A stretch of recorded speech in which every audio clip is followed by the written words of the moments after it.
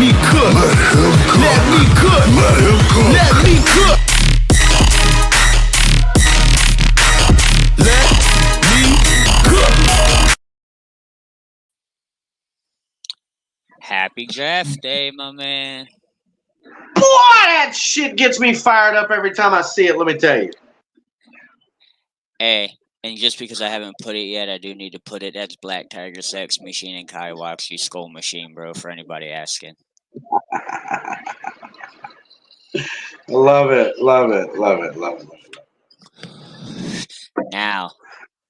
We're here, people. Hey, man, it's draft day. So, you excited a little bit? Brother, I'm uber excited. Tonight's going to be a wild night. I think it's going to be fun. I predict it's going to have the most action in the first round, probably in the near recent drafts. There are 6 quarterbacks that are viable to be starters legitimately one day in the NFL, all the way from Caleb Williams to Jaden Daniels to Drake May. You've got Michael Penix. You've got Bo Nix. You know, you've got a lot of QBs. And in the later rounds, you've got guys like Spencer Rattler and QBs that were very good. You had Jordan Travis, who was a Heisman candidate, or late in the season last year, who took an injury that took him out for the remainder of the year. So that's another talent. So there's a ton of quarterbacks. And as you've known as an NFL fan, we've seen a lot of rotation in the quarterback position in the last few years. Yeah, man. I mean, hell, this offseason's been crazy as is. I mean, Justin Fields getting traded to Pittsburgh with, Kenny Pickett getting sent over to Philadelphia to be a backup. Yeah. I mean, hell, man. Earlier this week, the MILF Hunter is going to go hunting them down in Colorado and Denver. Yeah. Man, anything can happen. And you know what, man? It's here. So before we get into all of that, let's kind of highlight these prospects, man. If you've been watching the red carpet, who impressed you so far showing up? Look, I've got 2 takes on the red carpet outfits. To me, just the straight out best dressed was that I saw was Jaden Daniels. Jaden Daniels was looking on fleek, bro. He looked fire in that like light gray looking suit. But the one that intrigued me, it was a good suit, it was a nice outfit, but I didn't think I'm a lighter color kind of guy. So, but Caleb Williams, he had on this. Think about this. If you were watching this futuristic movie where you were talking to a group of people in a room and they were all the people in charge of like the city of people in the futuristic, just imagine that sophisticated dress look. That's what Caleb Williams came across as. And he looked fly. He looked fly. Oh, and again, of course, the diva of the NFL, Cam Newton, looking flyer than hell all the time. Hey, man. Man, hey, you know what? Without talking shit, Cam was definitely doing his best fiance impression, I guess. Heard. Look, to each his own. He's eclectic. He is definitely an eclectic individual.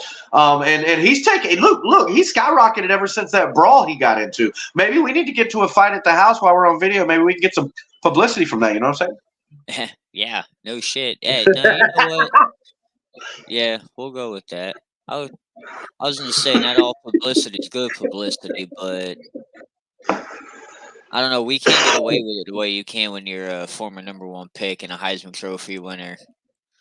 Touche. It doesn't hit the same when it's us. They're just gonna look at us as two white boys fighting.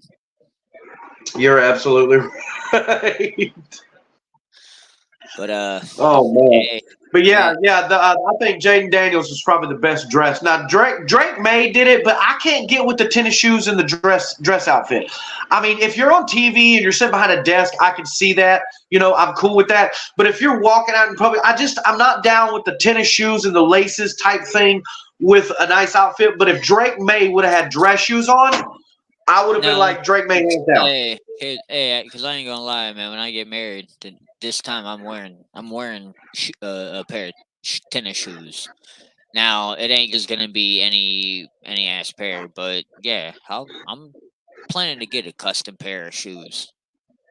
I'm a little too old fashioned for that. I mean, if you're gonna get dressed up, you get dressed up all the way from top to bottom. And I get where you're going at with that, and I was always told if you're gonna do that, at least make it look good. So I'm not. that's I'm not. I kind of can't my get plan. the tennis shoes. I can't do it. Well, I don't know. They're not gonna be white. I'll tell you that. It ain't Yeah, just yeah. gonna be a Those white. were like, and his suit was a light suit again. He had a light suit on. I mean, Roma Dunze looking all black and shit, looking like I think Bro, John Wick's partner. I Roma was gonna Dunze looking like he's been say hanging out with John Wick. the one that impressed me was what was it? Jaden Daniels. Jaden Daniels was looking fly, bro. Bro. Dude was looking fly. And he's got Jaden Daniels.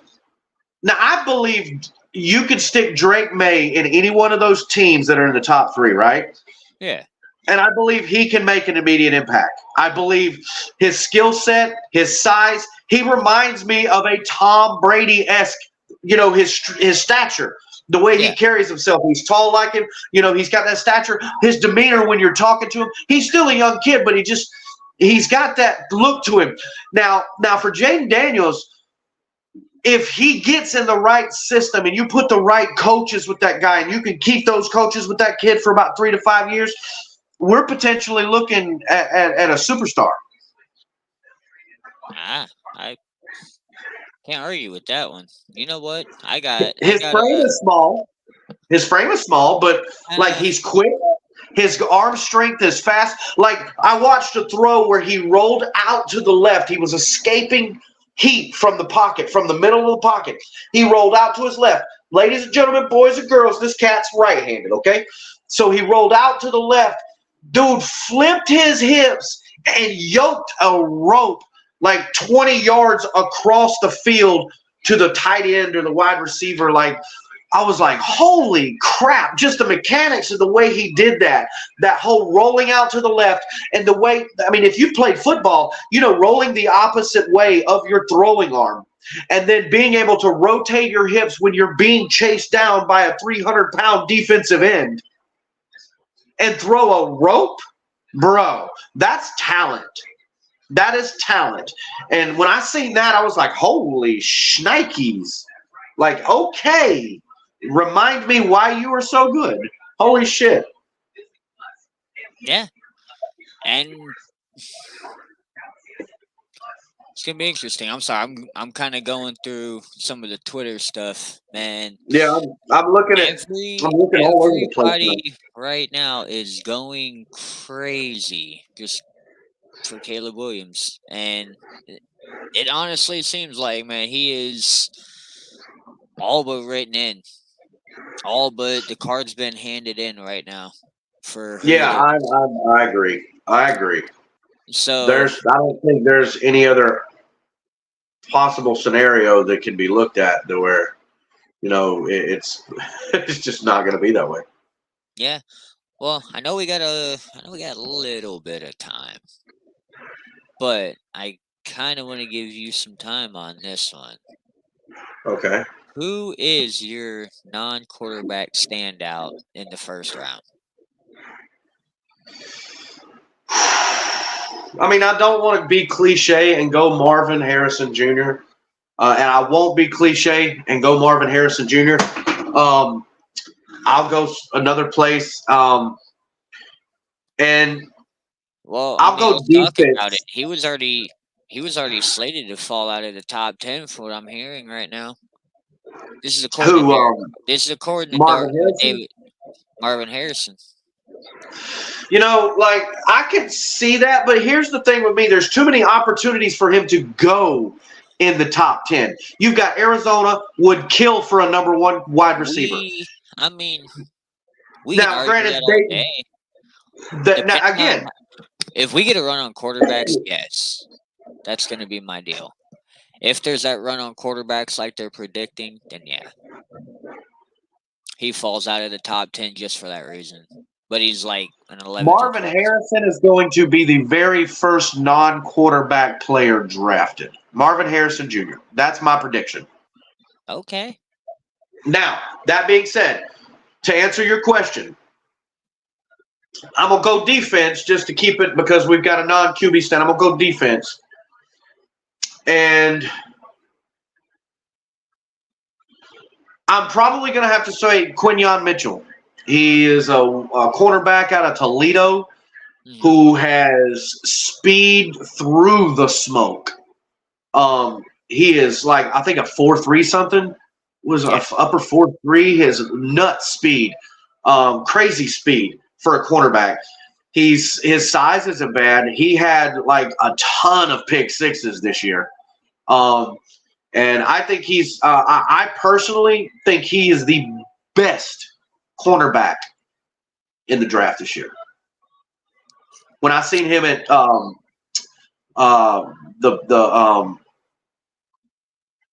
the combine, I watched him, and I watched the 40s.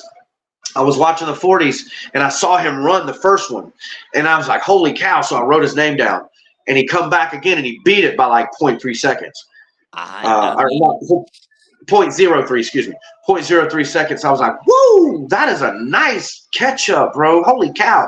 So I went and watched some film on him on YouTube and stuff from Toledo, some hype videos and stuff, and the dude's got eyes in the back of his head, bro. Like, he feels the ball. His sense of the game is uncanny. It really is. And I was really drawn to him. I would love he's one of those guys that I would not be opposed to the Buccaneers losing draft capital to move up to get, but I don't see the need. If we didn't have either starter at cornerback, I would definitely be different looking on this. But since we have a starter in Jamel Dean, and we have a young core of cornerbacks that play really solid, there's no need for that for the Buccaneers to push for that expectation of a cornerback that early.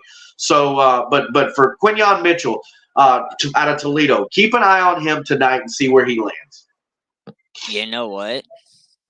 I'm going to come back to offense for a minute, but I'm going to go left tackle Joe Alt out of Notre Dame. Okay. And I can see Jim Harbaugh coming in and getting a tackle to protect Herbert. There's a part of me that does believe he goes Marvin Harrison in a way to get that wide out that they lost in Keenan Allen, but I don't know. I think it's protecting that quarterback first because Herbert has been known to get dinged up often, and you're not winning games if your star player's not out there to run the offense. So I'm going to go with Joe Alt because I think he can come in right away and plug in to what Jim Harbaugh is doing and just contribute. Be that that Ali Marpet that we had. Let me bounce off of you. Let me go even one better. Love Ali Marpet. I think he's a first ballot Ring of Honor candidate. I think he did great things for the organization. I'm not going to venture to say – I think it's very difficult for linemen to get in the Hall of Fame. It's on another level of focus, and I'm not in tune with that kind of conversation. But what I will say is to do you one better with Joe Alt to compare him in a positional comparison. Let me give you a comp here. Tristan Wirfs. Okay. That guy can do exactly what Tristan Wirfs and Penei Sewell, who just gave me heartburn for a few days because holy cow, the contract that guy got signed. I know exactly what Tristan's going to get signed now. You know what I'm saying? Yeah, he definitely set the thing for Tristan, and I had to break Tristan's heart for a minute just to. Damn, that ain't me. And that's Joe. Look, again, that's to support your statement. That's Joe Alt. That is the kind of tackle this cat is. He's a generational guy. He's a Joe Thomas. He is. He's a Lane Staley. This guy's going to be around for a long time as long as he can stay on the field. Yeah. Good selection. Man, it's crazy. We're what, 15 minutes away. Yep. Got 15 minutes away. Dude, there's so many freaking people out there. Look, I'm going to be honest with you. The city of Detroit is showing up, baby. There is It a is. lot of baby blue in that crowd, bro. There is, A man. Look, lot of baby blue in that crowd. Hey, and shout out to everybody out there, man. Yeah, I mean, look, it's an experience. Just like, what my wife will tell you. She wasn't a huge football fan, but she followed the sport, right? Yeah. And then I'm a guy who does the F's in life: faith, football, family, food. Those are my top things in this world, And look, I'm all about football. Like, you've got 4 to 5 months out of the year, and the rest of it concerns pigskin, and let's get around that some way. When I was a season ticket holder, the wife would come to the tailgates and hang out with the kids, and I'd go to the game. No shit. Yeah. I ain't gonna lie, bro. Cannot wait. Not all the time. Ooh. And now my boys are older now. My oldest is 16. I got my 22-year-old daughter who wants to go to a game. My 13-year-old loves the sport. So it truly is a family thing. Yeah. Well, kind of. I'm looking at everything right now, man, and by the way, just want to throw it out there. On college football, college game day, they did a pre-show on the draft, right, on ESPN. Yeah. And just want to give a shout out to a fellow Buck fan and a buddy of mine, buddy of yours, acquaintance of ours, Mr. Rob Thomas. I'm watching the intro show where we come in to your city, right? Yeah. And I would say probably more than 3/4 through the intro song, the intro video, it's like for a brief, second to 2 seconds, out pops Rob Thomas's face in the camera. Oh, hell yeah.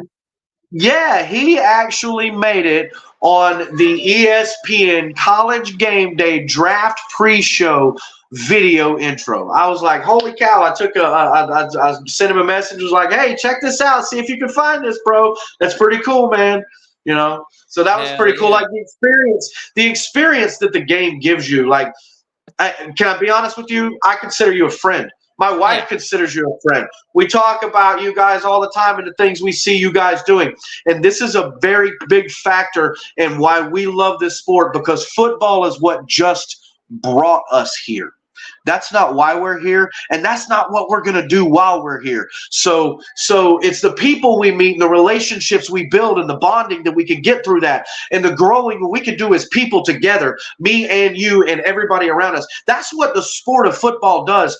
And she saw that, and it gives us fun and family. And look, not to mention, when I'm spending $250 on a weekend to go to watch a football game, it's smart to go ahead and bring everybody else instead of separating the wages and trying to split more up. But it's more than just about that 2.5 to 3 hours on the field, and that's the pinnacle of our enjoyment. Yeah, that man, game. It's the memories. It's the camaraderie, the people you meet, and I know where you're going at with it. Yeah, we wouldn't have met. Me and you would not have met without Buck I would not have some of my fondest memories with some of the coolest people if it wasn't for football. 100%. I've watched my football team win a Super Bowl as a teenager.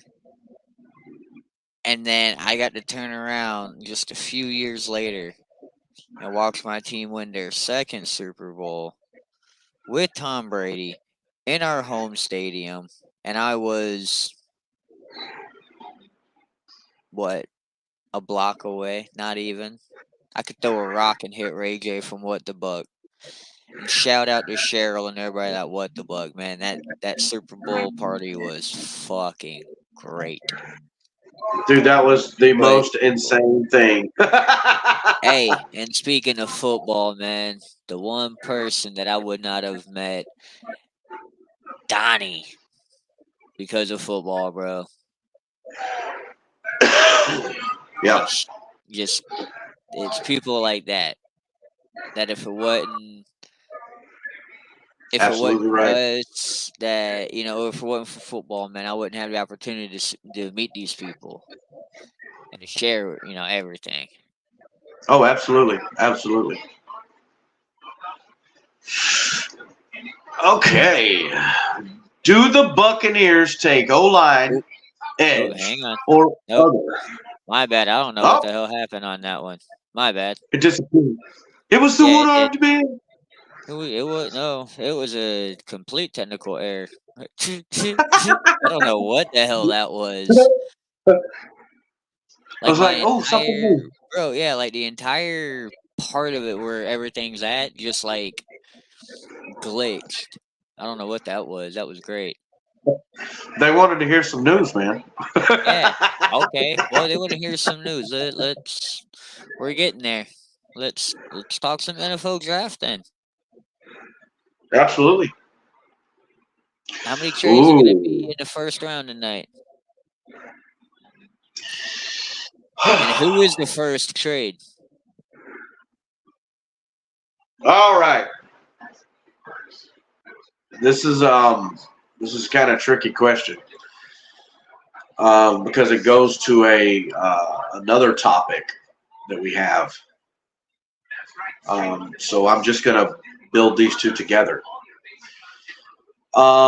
As we've discussed and as everybody knows, there are a lot of quarterbacks that are very valuable in the top portion of this draft. There's predicted by a lot of people that almost 5 are guaranteed to go, with the possibility of a 6th quarterback. And that's 6 quarterbacks in 32 picks. Do the numbers.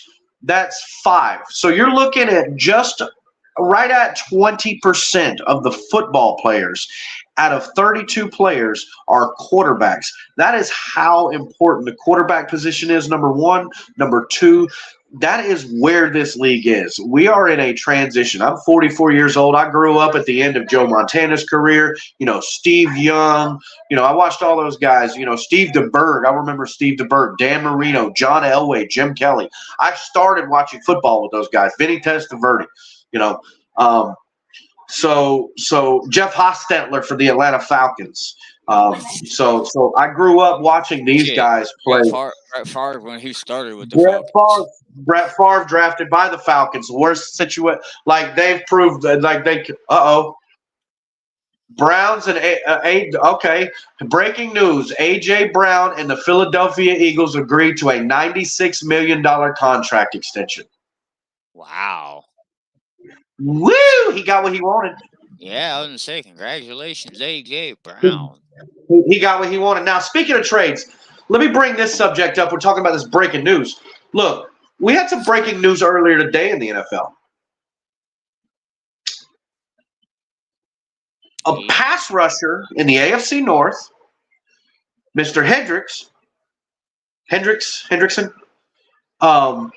for the Bengals, requested a trade. He was looking for a long-term contract, hasn't gotten the long-term contract. Oh, yeah, T. Higgins. No, not T. Higgins. Pass rusher, Hendrickson. Yeah. Yeah, but I'm pretty sure it was T. Let me look it up to verify. No, T. Higgins has been like anal about it. He's been having problems about his contract. But because they franchise tagged him. Okay. Yeah. It was misleading when they titled it. Let's see. We get the right information. You're right. He's when they tag it says star player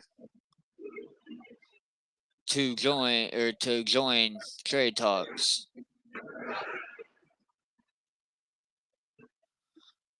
And then it popped up saying they're joining Higgins in the want to be traded bullshit. Well, and I think that was just the author of the article, conjoining T. Higgins and Hendrickson. Yeah. I personally, bro, I mean, if you look at it, the value of pass rushers and Hendrickson's play in the last few years. Trey, sorry, I was having a brain fart. My apologies. Trey You're Hendrickson. right. He's a 3-time Pro Bowler. He has put up numbers every single year. He is probably one of the 5 to 10 best pass rushers in the league today. Now, tonight, being draft night, is a very good opportunity to be able to move him and get the value out of him that you're looking for, maybe moving up. So that's something that you can keep a lookout for tonight as far as a trade. Now, I, again, mentioned at the top of the show, I think this was going to be one of the busiest night one drafts that we've seen in recent history. I am going to predict 3 trades. Okay. I believe, segue into the sleeper pick. Okay. The very first trade involves one of our questions tonight, and that is my first round sleeper. My wife's so angry at me right now because all I'm watching is football. That's all that's on the TV. That's all that's on the phone. I'm going down the road. I'm listening to sports radio, I'm just consumed by it, right now. And I have followed a lot of things, and I went and done some research. And I, as a fan, also have followed Sean Payton for a few years. Okay. Again, I said it earlier off the live. You got to give credit where credit is due. Drew Brees is a Hall of Fame quarterback, bar none. There's no question about it. He's an outstanding quarterback. But Sean Payton, give him credit and give him flowers because he's a hell of a guy and that knows how to put together an offense and knows how to lead a quarterback. And you look at the QB room, and they've got Jarrett Stidham, Zach Wilson recently traded, and Ben DiNucci. Okay. I can see the egotistical, arrogant Sean Payton coming in and saying, like, look, y'all screwed Zach Wilson up, blah, blah, blah, blah, blah. I can take him and straighten him out. And you know what? Maybe he can. I'm not saying he can't. With the value of quarterback and looking what they have already being given away, being the Denver Broncos, they have very little draft capital.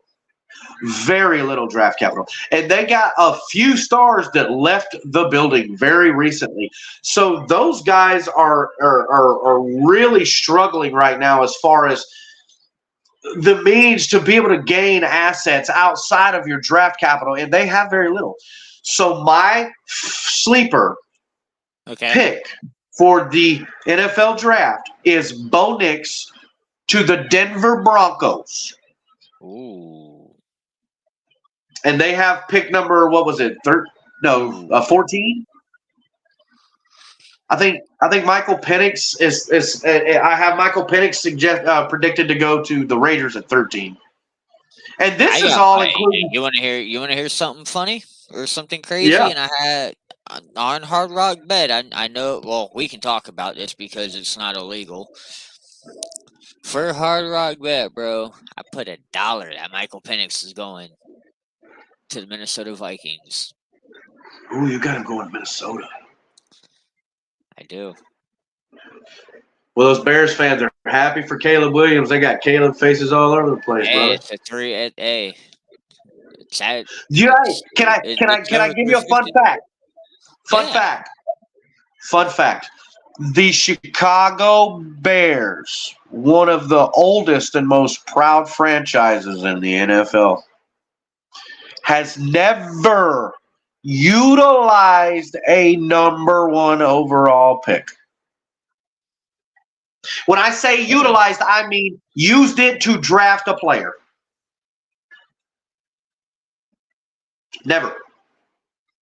They have never drafted a player at number 1 overall. They have always traded those picks away.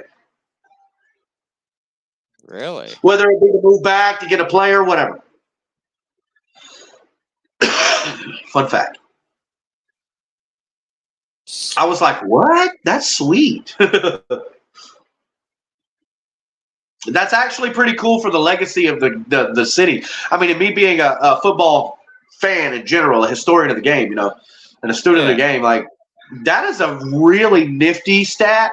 Think about who we're talking about. We're talking about the Chicago Bears. We're talking 70 years of football. Oof. 70 plus, maybe. Who knows? I don't know the exact year they started having football, but like a long time. I'm going to go with this as my sleeper pick.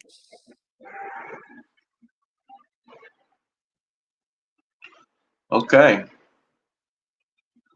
Just so you because, see them. I mean, Well, see, I see Minnesota moving up, but not to get him.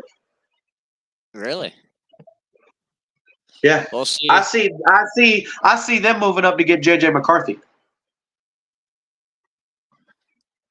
You know, I got JJ McCarthy going to New England. If Jaden Daniels goes to Washington, Drake May is going to New England. We'll see. I'd be floored if it doesn't happen that way. I got Malik Neighbors going 5th overall. I got him getting drafted To the Chargers. Yeah. I got Marvin Harrison being 4th overall. To the Cardinals. Okay. Yep. Okay. My prediction so far. Caleb Williams 1, Jaden Daniels 2, JJ McCarthy 3, Marvin Harrison 4, Malik Neighbors 5, Rome Odunze at 6. Okay. And that's to the Giants, right? Yep. See, my first defensive player being drafted is Dallas Turner. To Atlanta? Yes. Oh, teams have 10 minutes per selection in the first round, so I think they're trying to speed up the game tonight. Thank you, Jesus. Yeah, Hey, I never thought I'd say this, but thank you, Roger Goodell. No kidding, right? Look, they were talking about it earlier, man, the booing of Roger Goodell. And they were talking about how people wanted him to stop, and one guy got up, I think, it's Peter Schrager. Peter Schrager says, bro, Goodell likes it. He's Roman Reigns, bro. He don't care whether you boo him or you cheer him. You just make some noise, baby. Hey, NFL draft is live now, baby. Yes, sir. Only 3 teams currently do not hold a first-round pick: Carolina, Cleveland, and Houston. Could we see one of those teams coming back into the first round? Carolina, no. And if so, which team? Carolina, no. Houston, possibility. And if so, I see them going for at least it'd be within the top 10 to snag a receiver. Because I believe that's something they do need a little bit more of is receiving depth. I think if you give another player with Nico Collins and Tank Dell, I think they'll be good. I think you're right. Yeah, but one more receiver. I mean, even at that point, I could see it being for like Brock Bowers. What about Keon Coleman early in the second round? Even that. I mean, I wouldn't. There's a lot that could happen, and it's almost intriguing at this point because, like they were talking about on the pre-show, our team's going to be shopping hungry once the first 2 picks go off the board. Like, I was watching that segment. I was watching that segment, and it got me to thinking, like, looking back in the drafts, and really watching and analyzing and looking and hearing and seeing and all this kind of stuff. And I mean, bro, think about it. We took Cadillac Williams instead of Aaron Rodgers. No. Don't remind me. Bro, I'm going to. I'm going to remind everybody. I mean, I remember that draft. I was sick. Let's never forget. Never mind. No, that I want to forget. The second round blunder. He was sitting right there. And all in all, should have went in the first round. What are I you liked gonna him coming out of Cal. I watched him coming out of Cal. He was a good player. No, I mean, he's a Hall of Famer. No, I was talking about our second round blunder that happened with Roberto Aguayo. Oh, Nah, Roberto, bro, you talking about Roberto Aguayo? Oh my yeah, God. bro. No. I wish we would have taken Aaron instead of Cadillac. Aaron over Cadillac? Oh my gosh. And look at who was our quarterback at the time? Wasn't it Who was I? Bro, I don't even remember. Grakowski? Wasn't it Grakowski? Something like that. Like we didn't. It wasn't one of those guys, or maybe it was like Chris Sims or some crazy Might have shit. been Chris Sims, yeah. But it's Yeah, he was a bust. He was a big bust. Yeah, and I mean, well, I can't say he was a bust. He wasn't that guy. Chris Sims was a good backup quarterback. There's no disrespect. Like the dude's smart when it comes to the game. You can hear I'm gonna be honest with you. You talks could get a about good it. backup. You could get a good backup QB No, but after the he draft had is done. no. He had a high football IQ. Did he deserve all the accolades he got and all that? Absolutely not, bro. He was Yeah, he got definitely that because of his dad. he was overrated, but it's still crazy, bro. Like I don't care who our quarterback was at the time Right. frame. There is nobody you can convince me that would have been better at the time that was available to us other than what Aaron Rodgers turned out to be. Oh yeah, no doubt, no doubt. I mean, coming out of the same draft class, bro, is the Eli Manning debacle. Yeah, that was nuts. I remember that. That was crazy. Bro, like Philip got shit too. Yeah, he got the shit into it. Bro, He did. let's talk about that real quick. If that didn't happen, had that trade have never happened, Eli stayed in LA and Philip went to the Giants, would Eli have taken the Chargers to a Super Bowl? Or would Philip Rivers have taken the Giants to the Super Bowl? I think Philip Rivers is a better quarterback. Now, does he give the ball up more? Yeah, because that's one of the things that Eli doesn't do. But At that, I mean, I can beg to differ, but I'm a bigger fan of Philip Rivers. I would say I'm gonna be honest with you. There wasn't no QB just being put in LA over those years and winning a Super Bowl. He almost did it twice. He got close twice. But I don't think it was a quarterback that they were lacking, as far as that question. But I think honestly, Philip Rivers could have definitely won some championships in New York. Okay. Commissioner's coming out.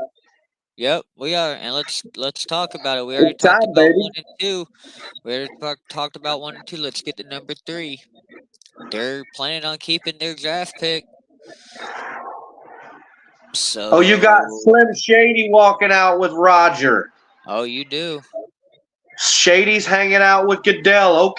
Okay. Trending best buds. Yeah.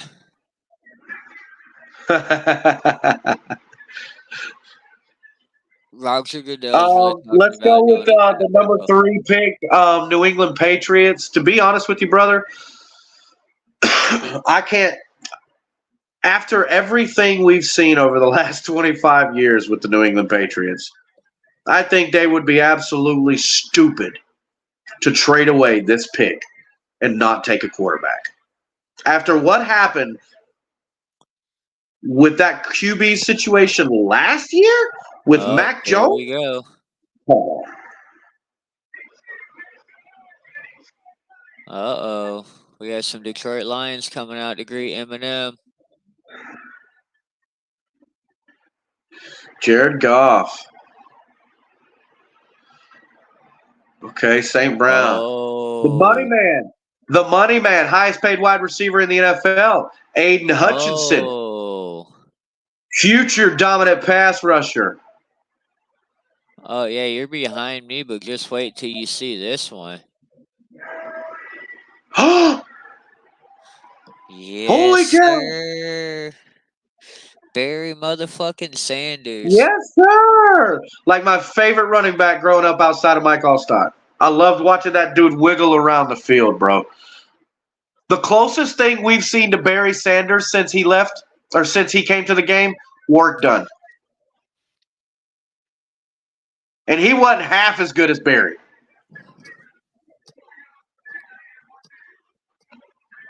Negative Ghost Rider. Negative Chris Ghost Johnson. CJ2K. That's a different type of runner, though, bro. Nah, bro, that motherfucker was still just okay. If you want to talk electric runners at that time frame, I'll say LaDainian. No, yeah, at the time frame, yeah, I'm talking since. Like him and LT were like almost identical. They were outstanding. I love those two runners. Like Here's just my watching them prediction, bro. look like a ping pong.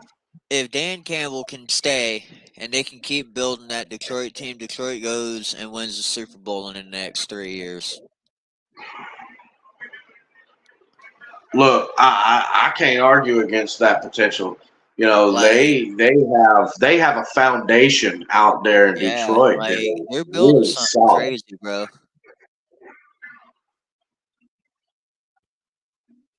Yeah, Detroit's happening right now. They are all in on those lines, bro. Let's hear them Look, words. he does like the booing. He does like the booing. Chicago, you're now on the clock.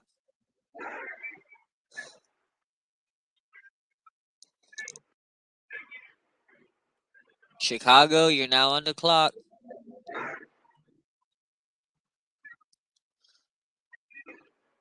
Yes, let's Hey, go. let's predict it as well. Jared Verse, will he be the first edge rusher drafted? You know, I want to say yeah, but I'm gonna actually say no. I think he's going to be the second pass rusher Okay. out of the draft. There is an edge rusher out of UCLA. Let me find his name. Oof. It's one of them names, and I'm so bad with these names, and it's so awful. I hate it. But I Bro, don't think, Justin and the main Fields. reason. Justin Fields was traded for a 6th round pick next year. What does that Oh, fucking bro? What does that tell you? oh gosh. What does that tell you? Oh, and they didn't pick up his 5th-year option. Like, man. And while we're taking one quick small second, I was gonna do it at the end of the show, but let's go ahead and let everybody know tomorrow night we are going to also be doing another pancake and plunder or a pancake and power bomb. We're also going to be showing the second round of the NFL draft, but as well we're going to be doing the WWE draft, which starts tomorrow night. You're going to be getting rounds 1 through 4 coming to you live from us, so it'll be another draft show. So that'll be tomorrow at 7 p.m. All right, man. It's all pancaked out from here, my man. Look, this smile on this kid's face. You got to know he knows already. Caleb Williams has got to know. Like, why haven't there's 8 minutes left? Why haven't you called the pick in? Here's my thing though. With everything we heard, do you take that into account that maybe it could be true that he did not want to go to Chicago? You know, It could have been true, and they walked back on it. For PR reasons, which would have obviously been smart. But to be fair, like everybody knows, you don't really have that option.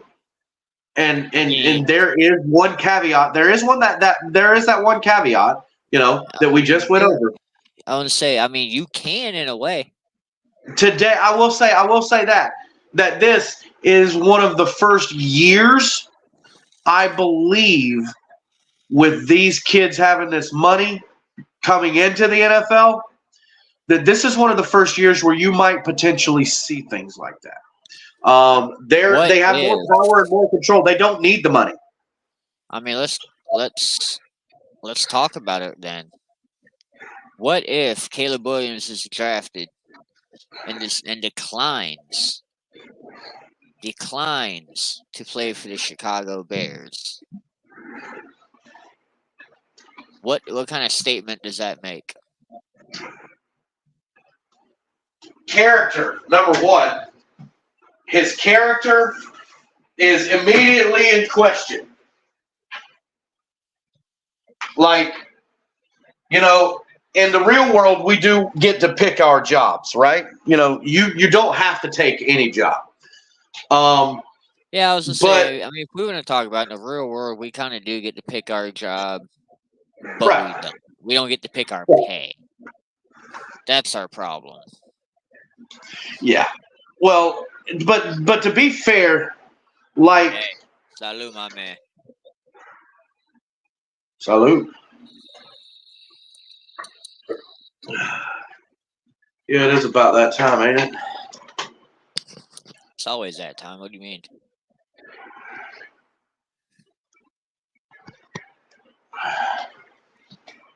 Pardon me, then.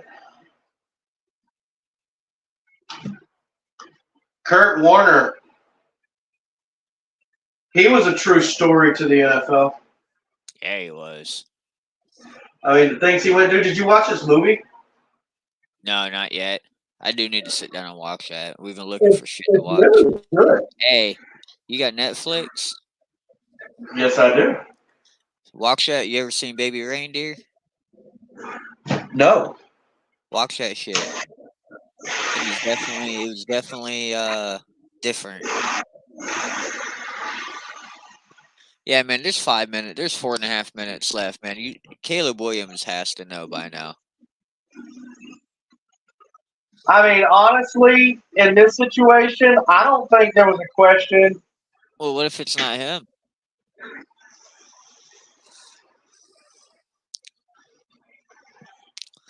I mean, if it's not Caleb Williams, the first thing I can tell you is there are real character issues. Because his athletic ability is there. What if it's Jaden Daniels or Drake May or J.J. McCarthy? Pick is in.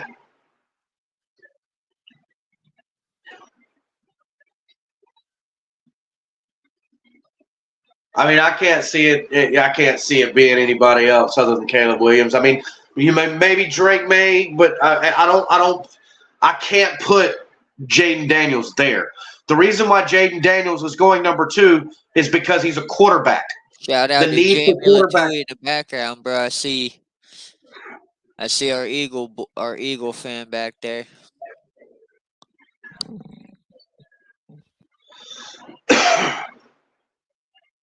I ain't gonna lie, man.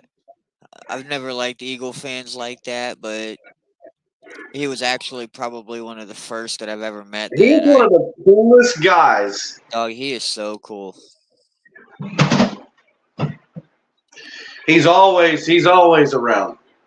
And the loyalty he shows that team is awesome. I love it. And bro, getting to see that the team kind of hooked him up with WrestleMania tickets, man, and that was cool. Gave him the treatment was so dope, bro. Well, the pick is in. From what I'm seeing, man, it's Caleb Williams. Caleb Williams. It's an obvious. It's a no-brainer. Yeah, and I This is mean, where the number 2, 3, 4, 5, and 6 picks is hang where you on, start really questioning it. Caleb Williams.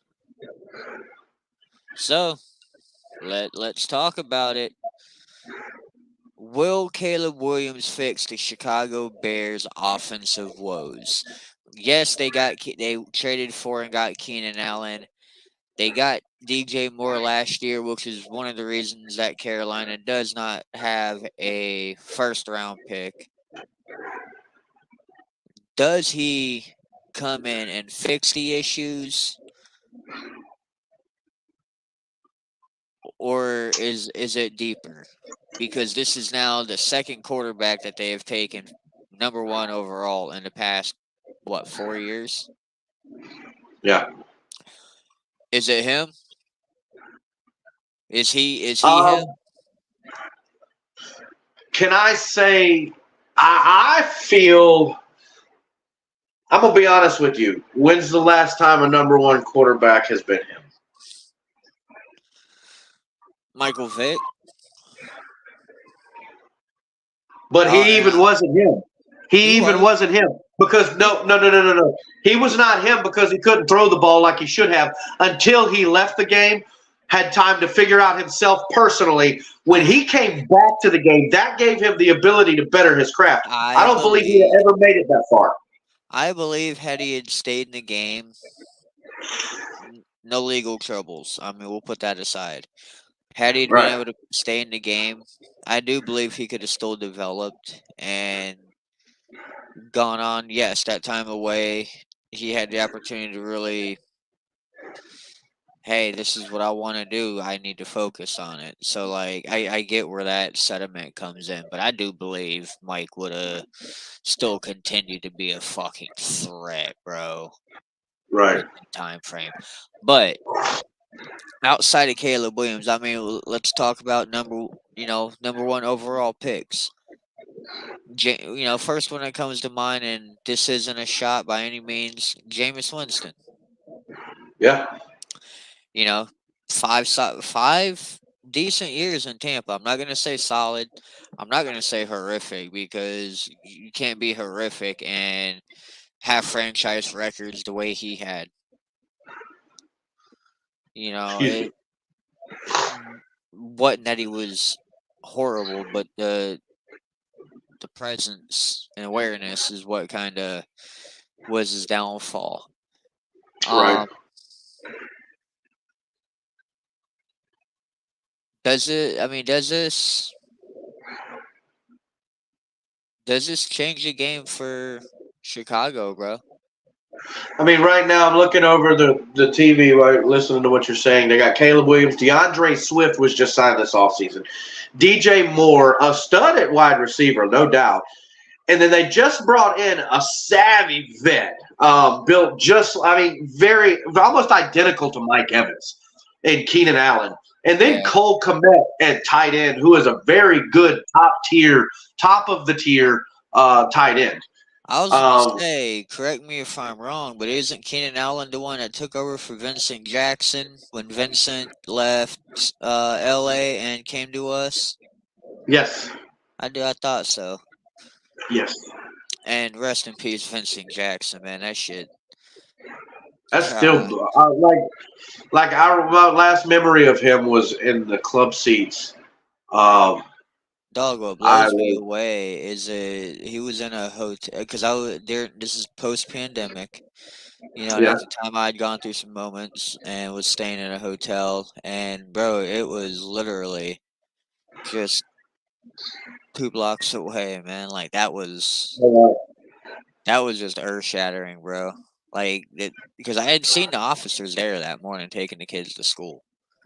Right. But like didn't think nothing of it, and then found out later on that night, and I'm like, wow. Like, yeah, bro. he was a great guy. Sad to see him end for him like that. Yeah. 10,000 passing yards for Caleb Williams, 93 touchdowns, 27 rushing touchdowns. I don't believe he's like him, but I'm gonna say this much. the Chicago Bears front office can make him him So by building through this draft, by building the right picks and getting the right players from now. They've got him. That's past. They have to nail every one of these freaking picks in the next 3 to 4 rounds. And that can make him because as a rookie quarterback, he could be freaking outstanding. We know this. But if you don't put those guys in the right situation to develop slowly at their pace, the NFL is going to eat them up. Yeah. So Caleb Williams might be him, but much like Baker is for us, he's Mr. Right now. Yeah. He's not Mr. Right. The Bears are going to be picking a quarterback in the first round like this again in 4 years. Caleb Williams is not going to pan out because I don't think the Bears know what they are truly looking for an offense. Now, Caleb Williams will be the only Chicago Bear to ever throw for 4,000 yards. I will give him that. Pick is in for Washington. There is no way that you're Caleb Williams and you do not throw for 4,000 yards. So he will break that record at least twice. I honestly believe that. I mean, they weren't a horrible team. Remember, they won 7 games last year. Yeah, the Bears did. So, I think he can turn it around as long as they have a good, solid draft. I think he can turn it around. I think he's good enough to. I think his skills, but again, you can't be firing the offensive coordinator at the end of the offseason. You need to go through those bumps and bruises just like a player would. You need to go through those bumps and bruises with the system as well. Jaden Daniels.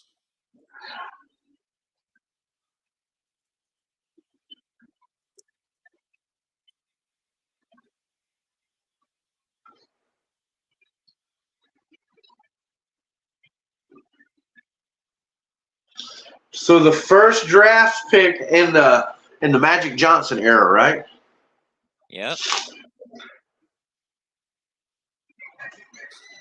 So, I mean, 2023 Heisman Trophy winner, 3,812 yards, 40 TDs, and I don't even see interceptions, but 2023, I mean, Washington's got their guy, my man. I mean, I'm not as a Bama fan, I am not supposed to like LSU stars, but this man's a star. He's going to come in, man, and he is going to just create a whole new atmosphere in Washington. I agree. Needed. They need they need a face of the franchise there. Only college football player with 40 touchdowns in the air and 10 on the ground. Only player. I didn't see that. 2023 first team AP All-American. And now the man in Washington. I think it's a good fit.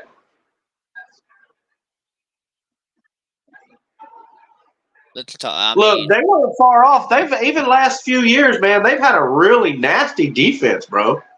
Yep. You know, the offense has been suspect. They can't put points on the board. Yeah. I mean, you can't when you guys don't know who the hell your quarterback is.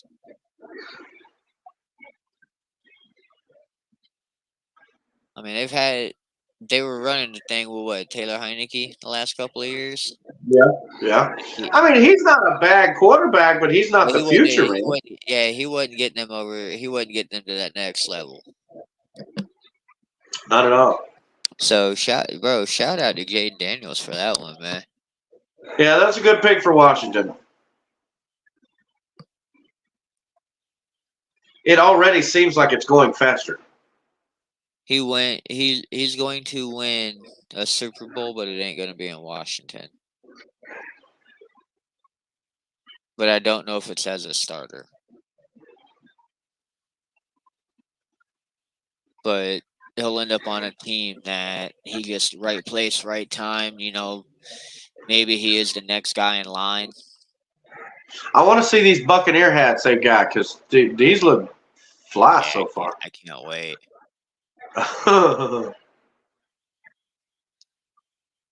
All right, so Hey, new era in New England. Scallywags watching us, baby. New England, new era, New England. Hey, shout out Daniel. A new era in New England. Is that what we're looking at, or do they draft something else and be the typical New England Patriots? I say they'd be foolish to pass up a quarterback in this position where they're at. They just demolished the career almost of Mac Jones. He didn't even need to do anything. The New England Patriots did enough of this on their own to screw this kid. So like, wow, but I can't see them passing up. Now, if Bill Belichick was there, yeah, they would have signed Kirk Cousins. Oh, they would have got. That's why they would have signed Kirk Cousins if Bill Belichick stayed. That's why Billy would. That's why Billy was trying to go to Atlanta because they had Kirk Cousins. I mean, but then again, you heard the rumors about Kraft talking trash about Bill Belichick. Yeah, that was fucked up, bro. I kind of didn't like it. I thought, look, if you've been classy all this time about it, why fucking change up now? Makes me think like you were just fake. Yeah, why be a little bitch now? I agree. All right. So the pick is in. They didn't take long at all. I guarantee you, it's the quarterback. Drake May.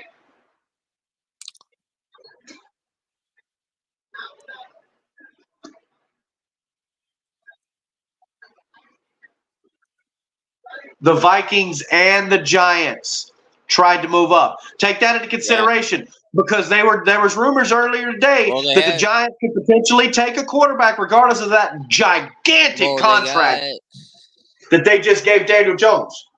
Well, they got Jacoby Brissett in New England, so that ain't a long-term deal. We all know it.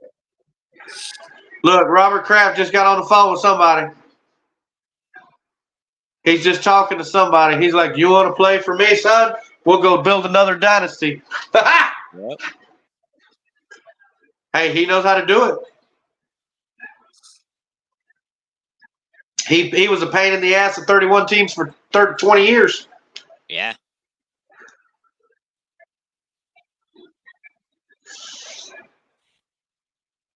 The Patriots picked Christian Gonzalez last year, so that was a quarterback in their defense. They picked a guard 2 years before, Cole Strange. Oh, here he comes. Mac Jones the year before that.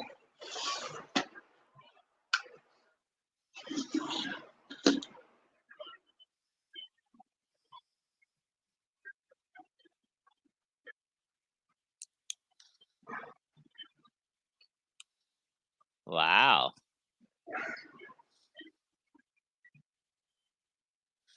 Arizona is now on the clock.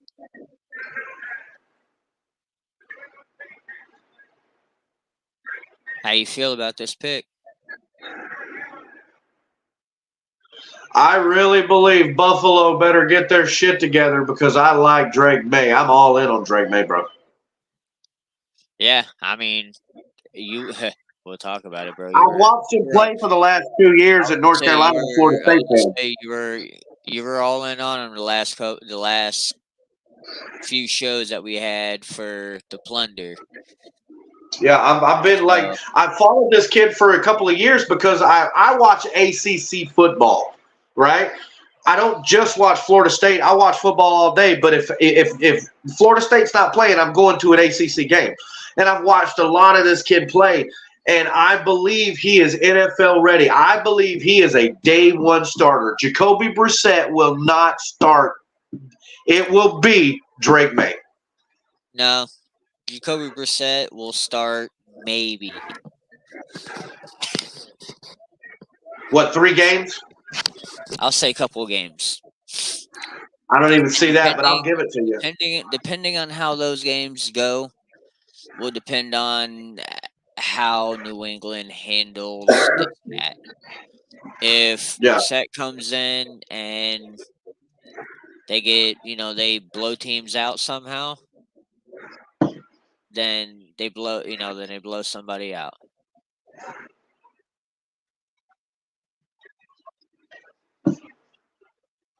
He's a big dude. He's 6'4", over 220.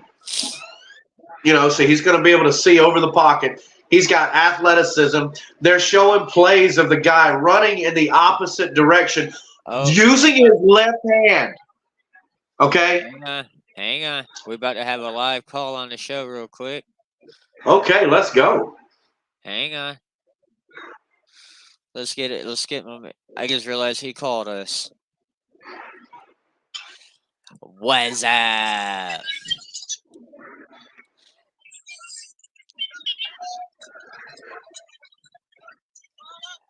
What's up, you guys? Thank you, guys. Thank you. Appreciate you, my man. Yes, sir. Holla at me later, my man. Y'all enjoy. Love you, Daniel. Yes, sir. Hey, man, shout out to Shawnee and Cheryl, bro. Shawnee called. I saw that. Dude, I saw Shawnee. Yeah, Scully Wag called me, and it was Shawnee and Cheryl sitting with him. I saw when they did a panoramic over the crowd probably about 15 minutes ago. They showed the Buccaneer section, and I saw Shawnee with her gray hoodie on with that red flag on the back. Oh, she ain't got, excuse me, it's not a hoodie. It's a zip-up.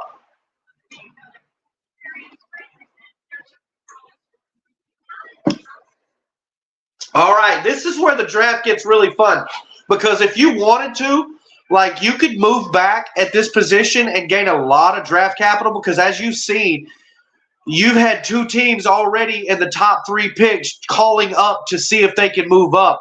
So this particular pick right here, and moving forward with these quarterbacks that are left, you can really see some action coming through.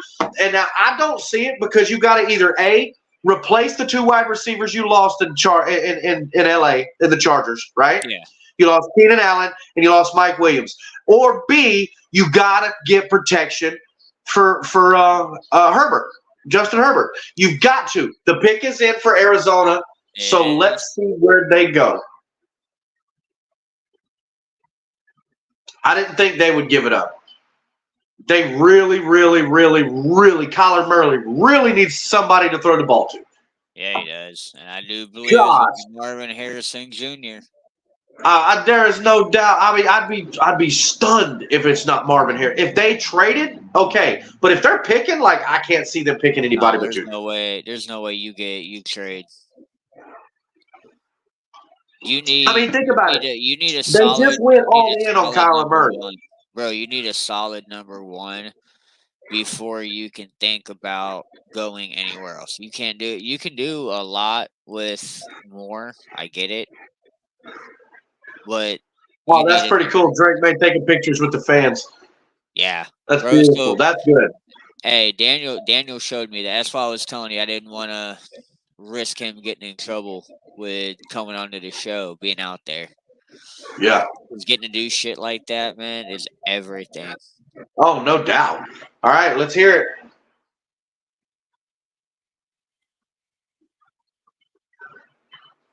Hey.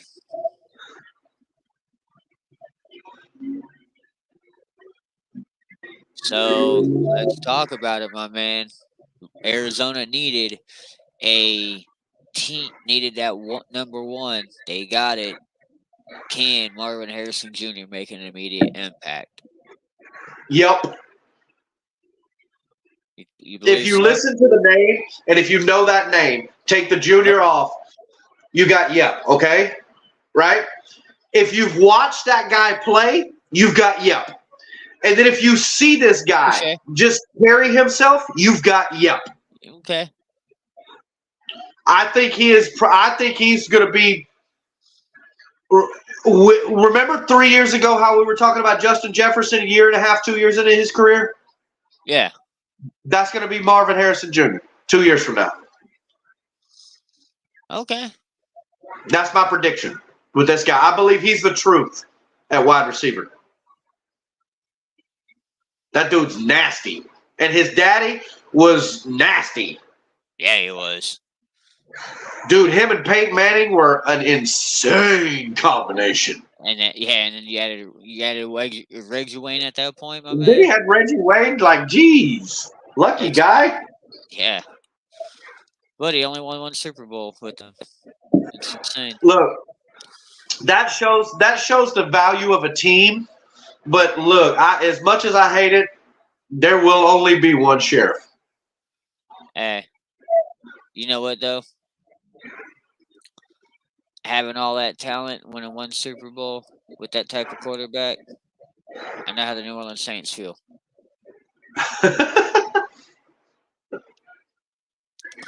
So back at it, man.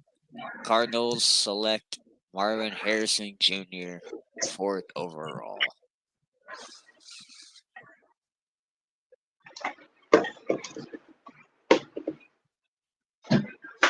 Wow, did I just hear that correctly? The first wide receiver that they've taken like this, 1st overall since Larry Fitzgerald. Yep. Wow. Look at his daddy. Look at his daddy. My phone battery is getting low. I got to charge it up. Yeah, that happens. Look, so far it's been kind of predictable. And I think, honestly, I want to say it stays the same, and I'm going Joe Alt at number 5. Yeah. Well, Yeah. let's see how I've managed on Hard Rock.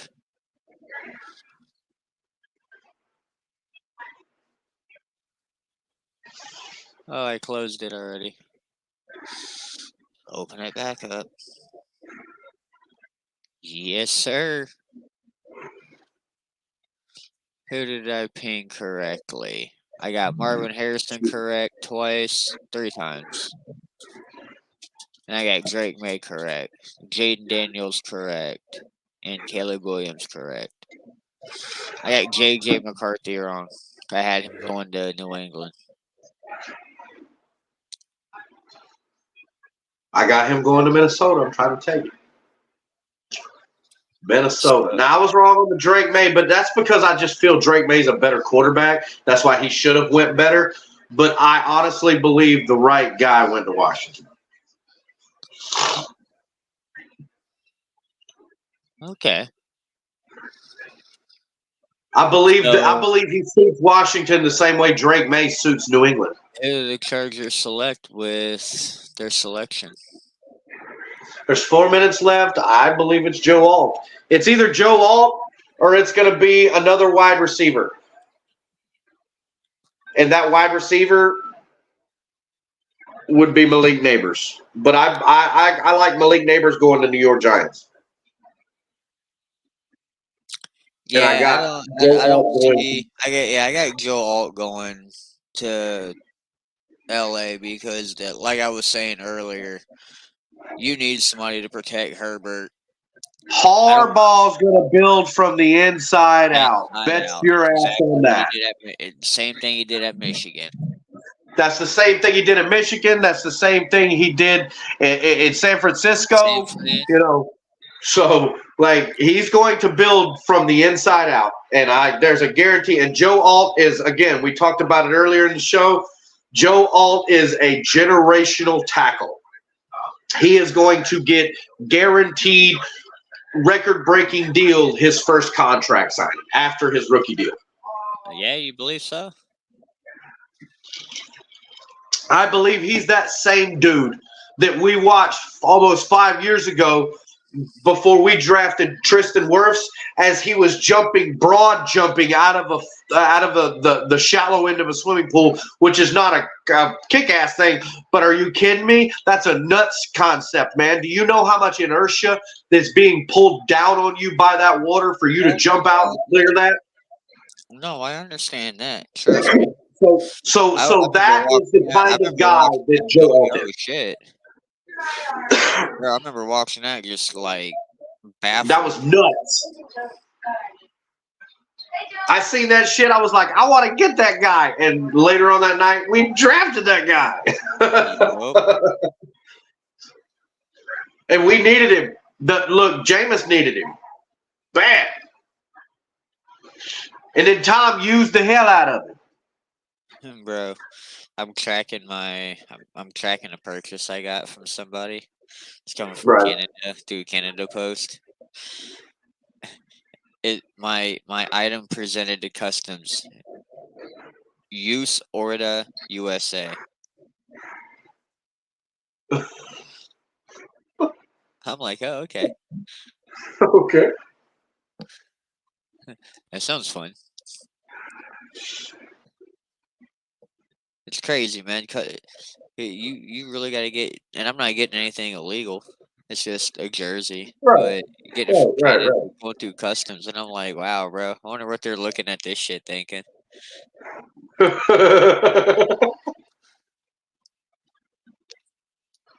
let me look. One of our favorite guests on the Plunder, Sid, made a post earlier about his hats.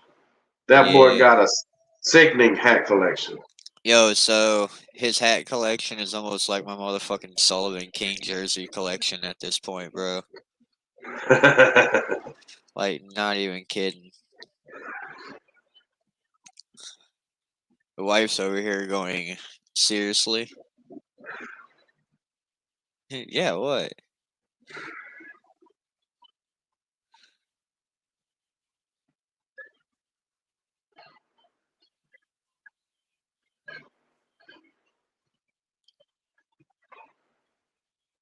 Let me see if I can find it. Here we go. Yeah, that's why I was like I'm looking at a post talking about look at this shit, bro. Oh, that's sweet. Blue. He did a set of four. They're four suits, different colors. I already got the gold spades, so now I want them all. Right. And these things go for a couple $100, bro. So a homeboy definitely took care of some shit. I mean, he only charged me like $70. What I want to do, bro, is get a Bucks jersey with a crossbred of fucking Sullivan King. Pick is in, and here he comes. Let's see it.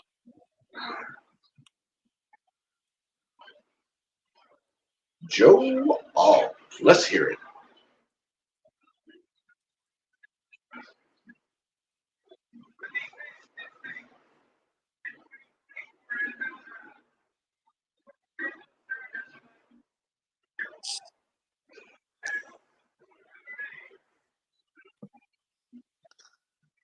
I like the pick.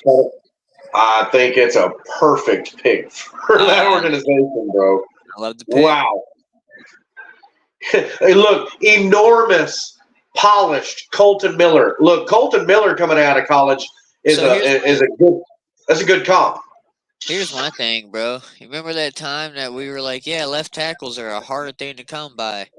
And we had one, and we had Tristan Wirfs at right. And then we got rid of that left tackle. Went on to win a Super Bowl.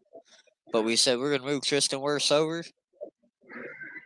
Found our left tackle that we could have had. Yeah. Bro, him and Tristan on the outside. Look at that dude. Look at that. Stand up. Stand up. Holy shnikes. That's what I'm saying, bro. That kid's huge. Imagine that kid Tristan protecting the outside. It's huge. Dog, that would have been crazy. Well, Harbaugh's got his guy, bro. Do you think they get a receiver in the next round? Yes, I do. I wouldn't be surprised if they're one of the teams that trade in back into the first round. I've got like two potential teams that I think could trade back into the first round. One is the San Diego Chargers. The other is the Houston Texans. They don't have a first round draft pick, but I believe they could move up into the draft and make a move. But I don't. There's not a lot of like this draft. Like for the first 60 picks is really deep. You know, you could get a good solid player at every one of those picks, and that's one of the tough things about trading back and losing or trading up and losing capital. Like, what are you losing compared to what you could potentially gain? This is one of the positions where I felt like could be one of the first spots to get traded, because the Giants are in that position where they could forego the idiocracy of that contract to Daniel Jones, or they could say, look, he had a bad year. Let's go back out there. Let's solidify him. Let's give him weapons. Malik Neighbors. I can't remember who they got running back, but I think they need to build around Daniel Jones.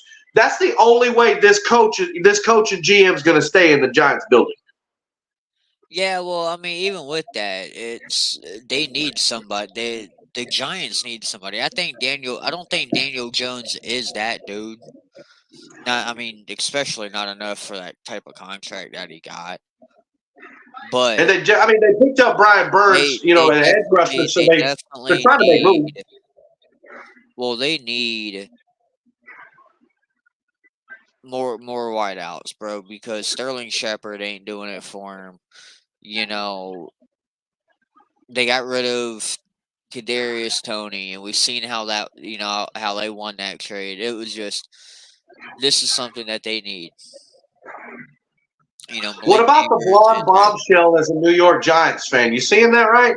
What are you watching? I'm on the NFL Network. I'm on NFL Network. You talking about Brock Bowers? No, the blonde bombshell fan in the crowd who's wearing the New York Giants hat looks like what was that that superhero show Flash Gordon? Yeah. Wasn't it Flash Gordon back in the day? But he had short blonde hair. This guy's got long blonde hair. I think it's Flash Gordon Incognito, right? It might be. They said that. I mean, the pick's in. Let's see what they got. Last wide receiver they took was 2021 Kadarius Toney. And that was a blow me.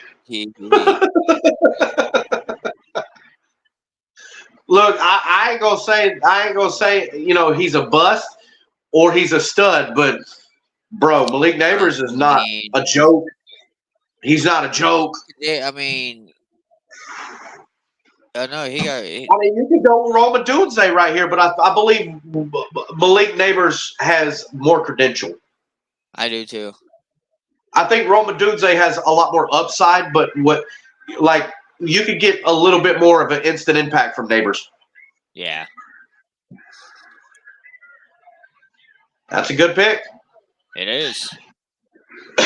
Now, do we see Brock Bowers fly off to replace Gerald Everett? Or no, Gerald Everett's out in LA Chargers now. Yeah. I mean, I could see Brock Bowers staying in the 404 in Atlanta and teaming up with Kyle Pitts and Drake London. I mean, yeah, because you could put Brock Bowers at tight end and move Pitts out in the slot. Yep. And I say that not really wanting to see that, honestly. As a Bucs fan, I wouldn't want to see it, but that's a reality, bro. Look, when you can get two tight ends and a couple of decent receivers and a solid running back like Bijan Robinson, shit. Kirk Cousins might look like that dude. He Yeah, might be Kirk Cousins Mr. might You be like that. that again. Yo, Malik Neighbors look clean as fuck too. Yes, he does. I'm partial to lighter suits though. I You mean, know, honestly, that hat. Look at the color of the hat I and his like suit. both. That's it. I Huh? mean, I'm. You know what? I just like. I'm a fan of a good suit. I don't. Not necessarily dark or light. I get where you're going at with that, Right. but I like, bro. He might be one of them cats that look good on the red carpet too. That and bro, the chain on top of that, that 4.38 speed, bro. boy's gonna be nasty in New York. And he's got hands. Yes, sir. He's very athletic, dude. Boy, oh, I know. I watched him cook fucking Alabama, bro. Yes, sir. Yes, he did. He didn't do it. It wasn't just one time either. No, for a couple of years, every time he stepped on the field, he Every time, tore bro. it up. Every time, yeah. Every Bro, time. he lit it up against Florida State. The opening of each last 2 seasons. Hey, that's dope. That's dope. Wow. Hey, I think that might be the Okay, he dopest won. fit for the night. He won. That might be it right there, bro. That's what's up. He won. Malik Neighbors, best fit, and the hat matches, like the color, like shut the front door. Yeah, dog. I ain't gonna lie. That hat is kind of fly. That's crazy. Yo. Yeah, Yak Machine, absolutely, bro. And that motherfucker's got speed with it. Like, man.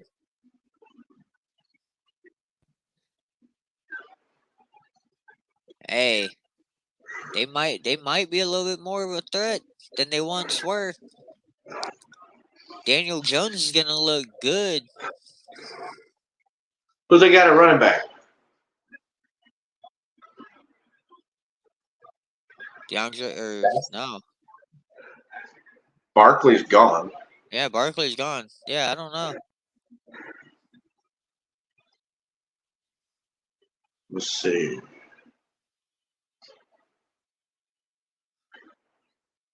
Let's go. We're talking about Giants, right? Yeah. I'm looking right now. Mixed in.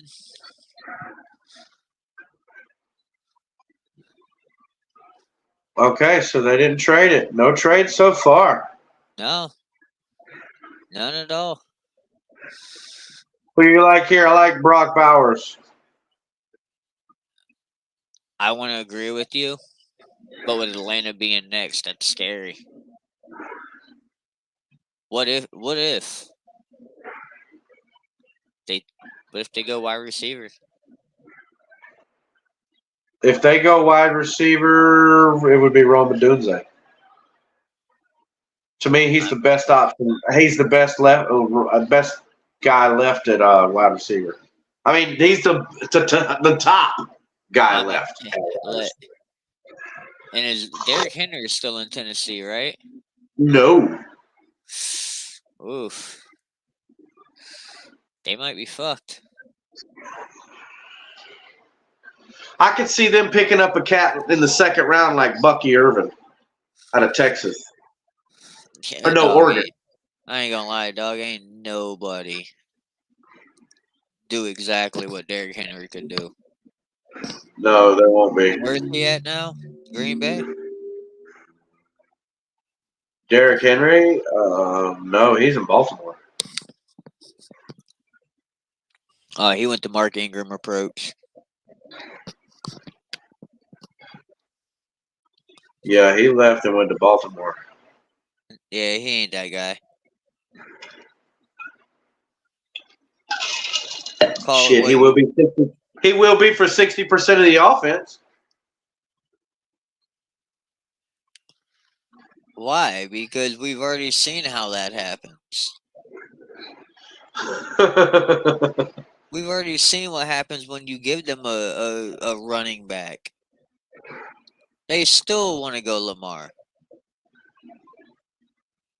This is awesome. Derrick Henry. Oh, they got Tony Pollard. So Tennessee's got Tony Pollard. They have Tony Pollard. Oh, they're solid. They're going wide receiver. Or tight end. Excuse me, tight end. You get Brock Bowers, right? And if I'm They got a couple of young guys. They got a couple of young guys that are really decent out there. I'm trying to get to their depth chart. The Titans. Tennessee. Let's go depth chart. All right. Tennessee at wide receiver has Calvin Ridley, Mason Kinsey, DeAndre Hopkins, Treylon Burks. They're going tight end. And tight end, they got. Nah, you need another wideout, bro. Bro. DeAndre Hopkins. Bro, Really? check this out. Check this out. Here's your tight ends, homeboy. Just bring Julio Jones back. Here's your tight ends. Chigazium Akankwawa. All right? So you're I murdered that man. I apologize. You're just looking for tight ends that you can pronounce the name of. Josh White. Oh, okay. Okay. And then Thomas Odukoye. That is the roster's tight ends for the Tennessee Titans. Whether it be group wise or in your mouth, that is a full tight end room. Like that, my jaw hurts saying all that shit. The pick is in. Let's go. Hey, look. How do you feel about the flow of the draft so far? What do you think about that? I like the shorter rounds. I think it's hitting. More. Whoa.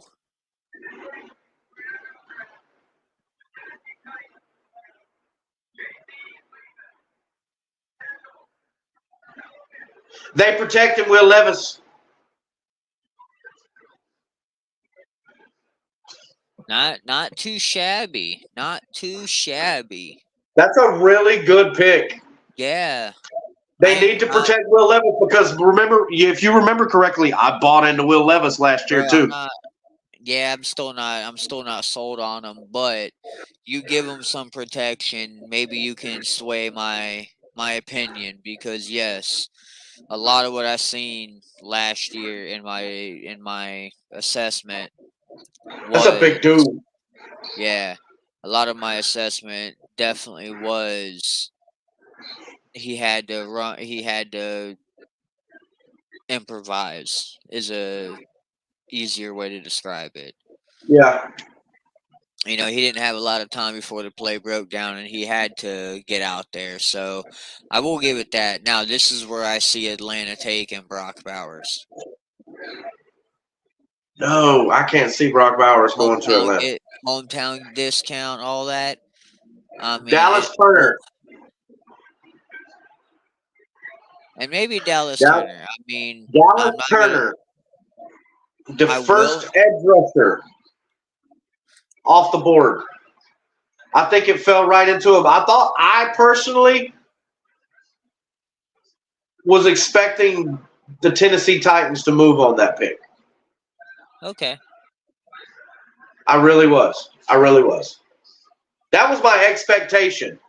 That pick either to Minnesota or somebody to come up and take yeah. Because I think he's the best edge rusher. I think he's the best edge rusher in the draft.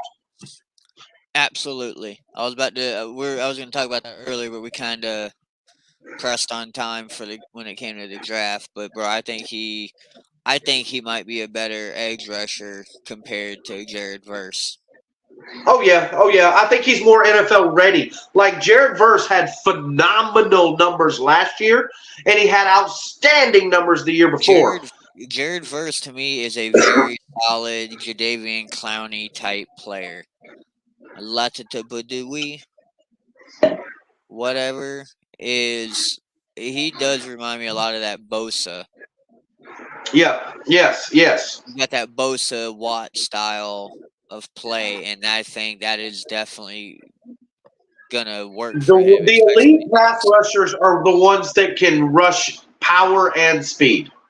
Yep, and I do believe that is that type of guy that he is, man, and that dude is gonna just wreak havoc wherever he's at. It's gonna be Oh, just he's like got a hell of a it's gonna be he's got a exactly hell what of an Will agent. Anderson.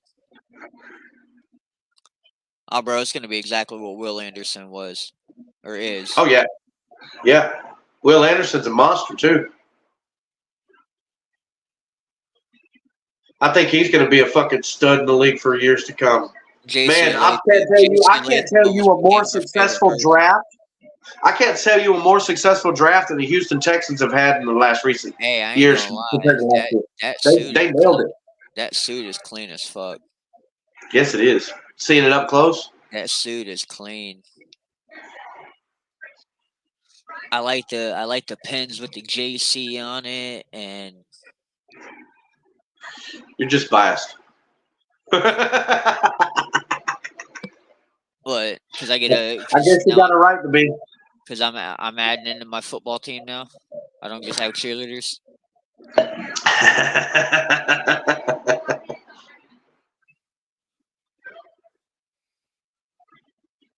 Look, I'm ready for the new year. I'm ready. I'm pumped up. Hey, it's just the beginning. So are you planning on catching an away game this year? I don't know yet, depending on because the baby's due September. So just seeing how everything goes, I want to hit Kansas City. Yeah.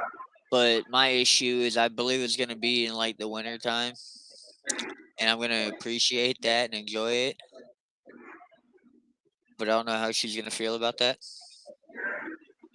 Well, like I want to hit an away game, and I couldn't make of a better. Like you guys could drive up here. Yeah. And like me and you could go to the game, and she could stay with Andrea and the girls, at the house and hang out with girls. You talking about hitting Falcon Stadium? Dude, no, we could drive up to Kansas City. I was gonna say. I mean, we could always go to Falcons, but dude, how often do you get to see your team play in Kansas City and Arrowhead? God damn it, Atlanta! Can't even let me take my dab. Yeah, they went quick. Edge rusher. Oh wow! You are gonna be surprised. I hate the delay.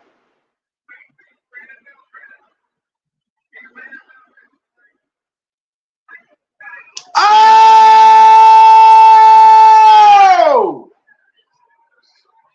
There's the sleeper, my man.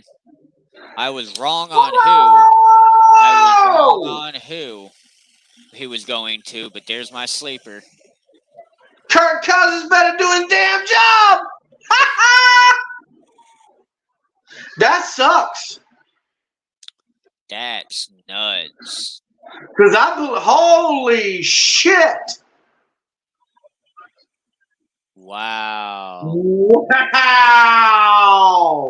Bro, we're over here thinking like you're going to give them some people for Kirk. Ahead of JJ McCarthy. He's about to do that guy, be that guy. Wow. No, he's fixing to sit behind Kirk Cousins for at least a year. Bro, the fucking contract that Kirk Cousins signed, you're sitting behind him for all 4 years, young man.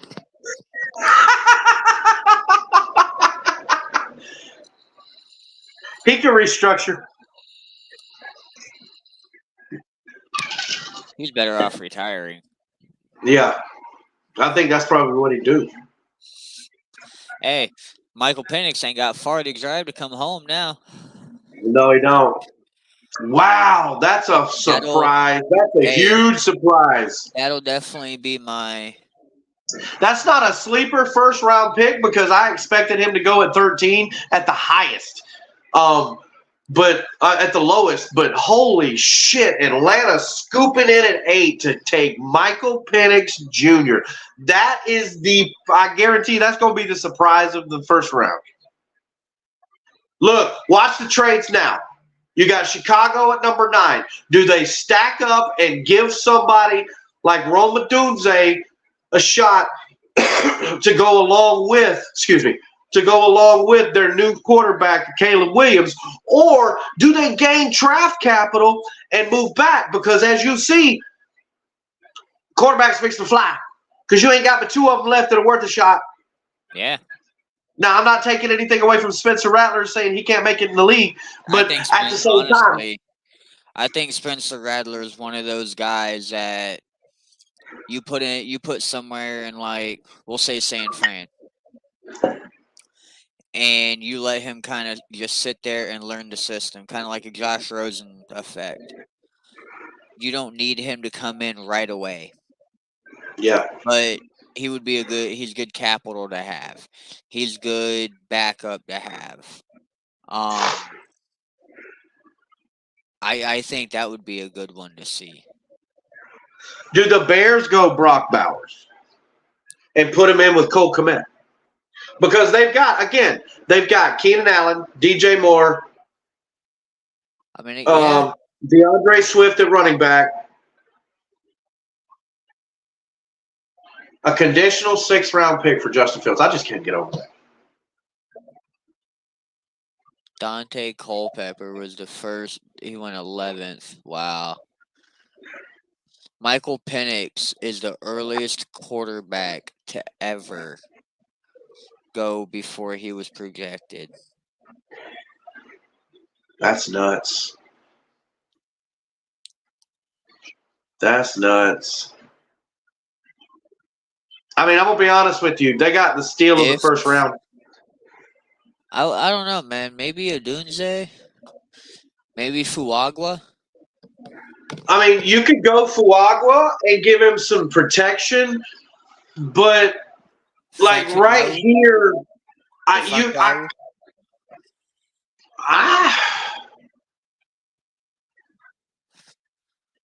foul to me. Yeah, I don't know. Let's go. This is tricky. So, your trade does happen. I will let you figure it out, though. Roma Dunze.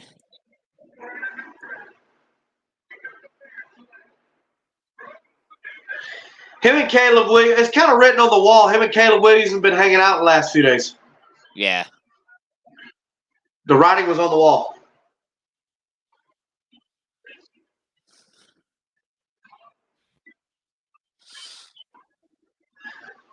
Look, the NFC North better look out because I think the Bears might be last year's Green Bay. Minnesota is drafting in the Jets spot. So I do believe they swap picks.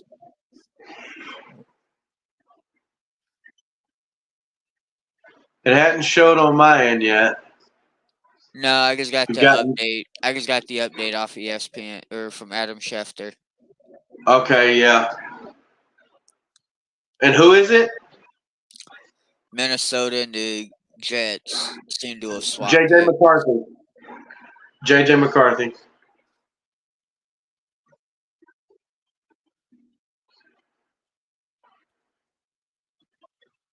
My boy Zay is happy about his Giants pick. Look, you can't be mad at that, bro. Malik Neighbors is a stud. So here's my thing. Does Minnesota, if they're taking this spot, are we getting another quarterback off the board? Yeah, JJ McCarthy. No doubt. 100%. What if they Do you think they want to let go of Justin Jefferson? Spencer Rattler.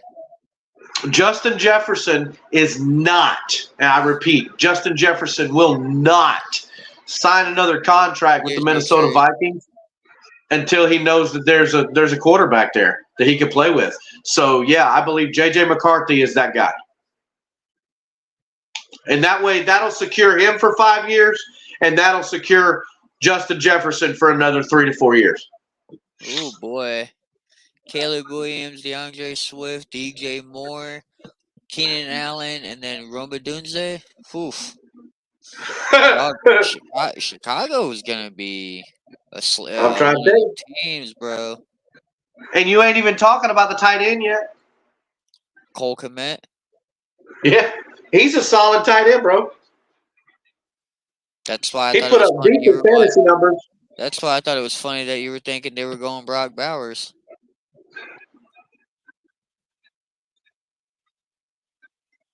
I mean, Brock Bowers would have been the only other logical pick besides Roma Dunze because, let's be fair, Keenan Allen's not that dude anymore, but he's a damn good wide receiver. And DJ Moore is probably top 15 in the league. So picking up Roma Dunze for the future is not a bad thing to go along with. Vikings have traded the number 11 overall pick, a 4th-round pick, and a 5th-round pick to the Jets in exchange for the number 10 pick and a 203rd pick. And the pick is in. So the Vikings are selecting J.J. McCarthy, quarterback, Michigan. Yep, I'll call it. I'll go with that. They signed Aaron Jones, the division rival running back out of the Green Bay Packers locker room, which was an insane signing because that dude is nasty. I do believe I got J.J. McCarthy going to the Vikings as a pick, too. If you're smart, you do. I think I did. Let me look. Live. Think about who just left Minnesota, right? Think about the type of person that they showed J.J. McCarthy to be. He reminds me so much of Kirk Cousins. Oh, no, I had the Vikings picking him. Michael Penix. Yeah, you had the Vikings picking Michael Penix.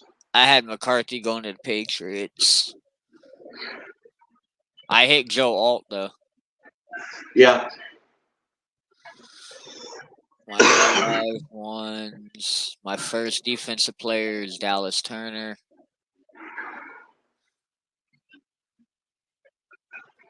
Oh, I got the Bucks selecting Brock Bowers. Does he fall that far? I mean, The fuck?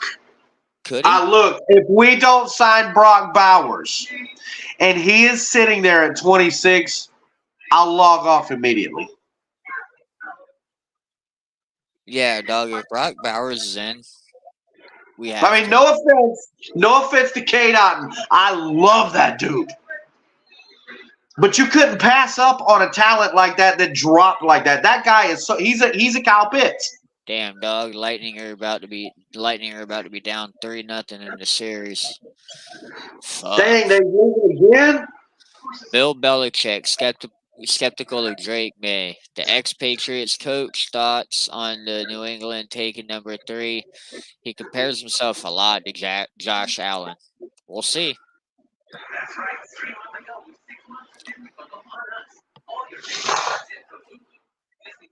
Sounds like a hater to me in a way. Bill Belichick don't hold no punches, though. But at this Excuse point, me. he earned it because knowing what Kraft did to him when it came to that job in Atlanta is bullshit. Like, that is straight up bullshit.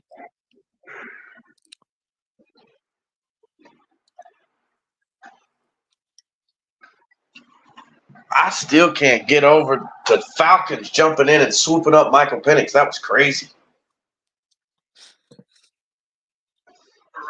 But look, I'm going to be honest with you.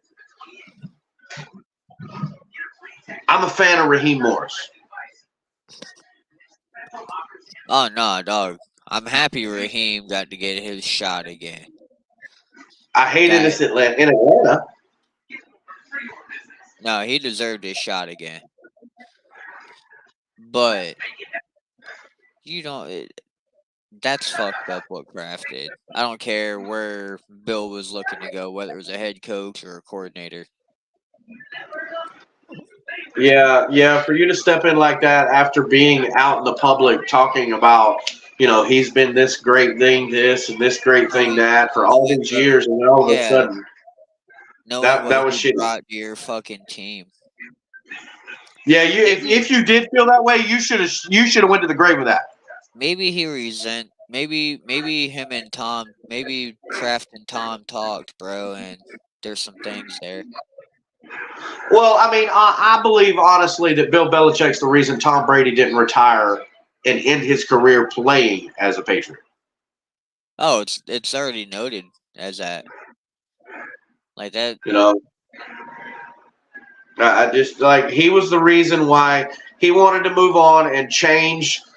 I mean, which, you can't blame him to an extent, but you can't force a guy like Tom Brady out. You got to let him call his own shot. You don't put a leash on somebody like Brady. No, not at all. Here we go.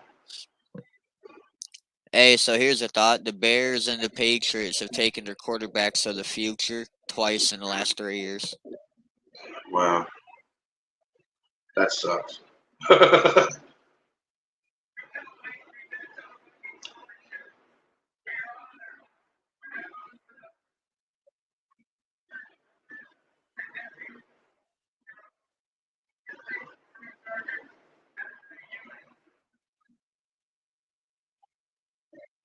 I love the NFL for doing shit like this.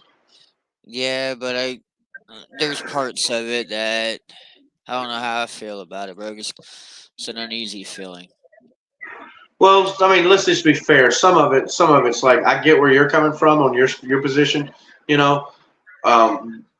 because it does make the NFL look good by doing this deed. When would you do it without the intent, in a sense? But the fact that they get to the experiences that they get to go through because of things like this is pretty cool. Yeah, no, I understand that. Especially for the kids.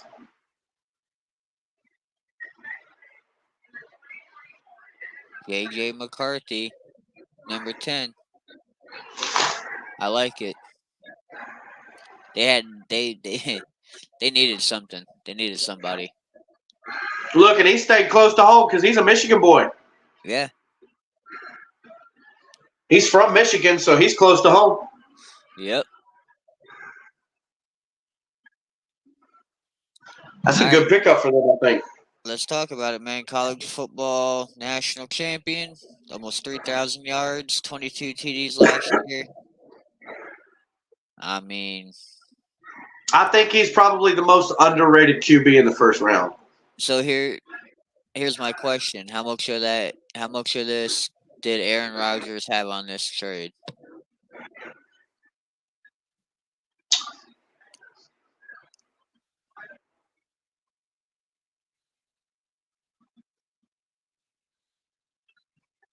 I mean, they only moved back one spot. I know. But I understand that. That also, but at the same time, they moved up to get their guy to keep somebody else from moving up to get that guy. Because I'm pretty sure they traded that pick away to Minnesota. They would have traded it to another team with the right picks too. Yeah. But they were only moving back one pick. Yeah, it was one pick, and it was. And the pick is already in. They weren't taking QB, so to me, I think it was a wasted pick. Do you think the Jets made them believe that they were gonna, get a quarterback? I mean, let's be real. They just got rid of Zach Wilson, and they got Aaron Rodgers, so they need a QB. Yeah. Hey, so doesn't this Aaron Rodgers thing right now? We're getting rid of Zach Wilson, remind you of Tom Brady and you know, Jacoby Brissett the first time that he was there, and also Garoppolo. Yeah. Yeah, it kind of does. Huh? Aaron Rodgers might be the next diva of the NFL, like Tom once was considered. That dude's always been a diva, bro. Well, we understand that. That's the only thing I dislike about him. So who do you think they're getting?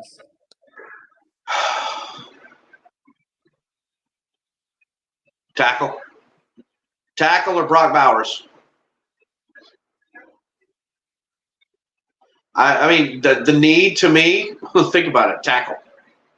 You need Yeah, you need protection. You know. you need to So keep you need to keep that Aaron on the tackle out of field for longer Washington. than 4 seconds. That tackle out of Washington. Latafuneri or whatever. Yeah, I think that's who they pick. And if not him, Brock Bowers, because like The pick is in. Let's. No, it ain't. It's Adam Schefter talking about JJ or McCarthy and Jefferson, the new combination. now they'll be able to get Justin Jefferson signed. Look, is that Luke McCown?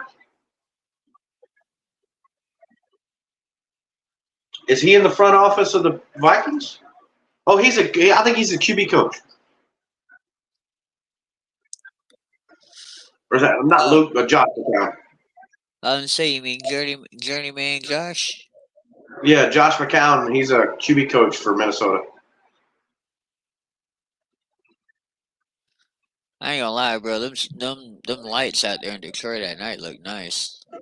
Dude, like Detroit's Cool. pretty sick. Here we go. Roger Dodger.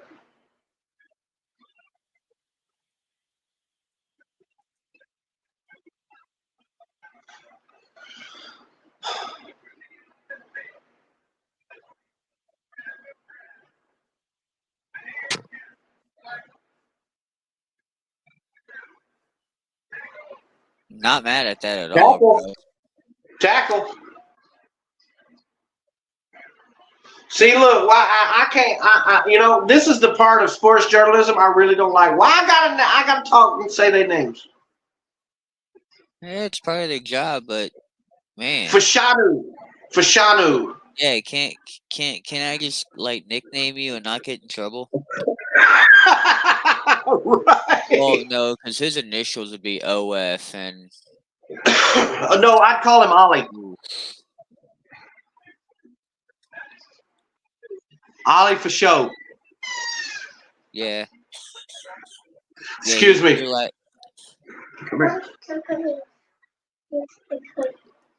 There's none in here.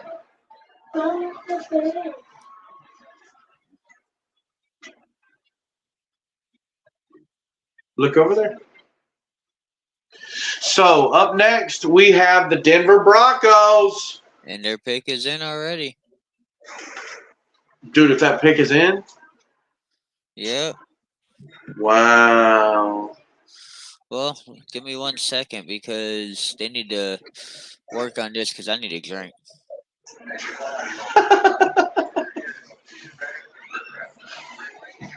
Yeah, I'm almost ready for a bathroom break myself.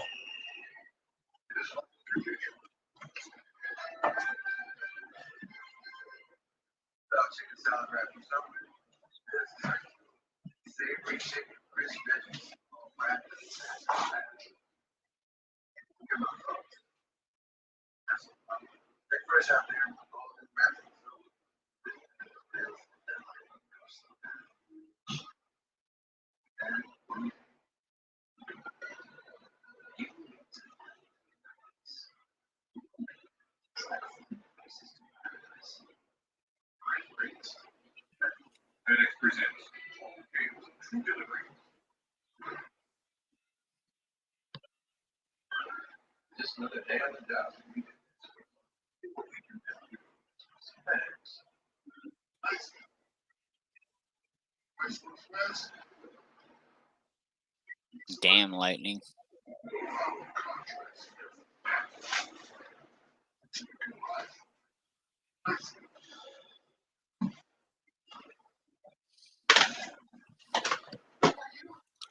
Goddamn lightning, you're down 4-2. That don't bode well.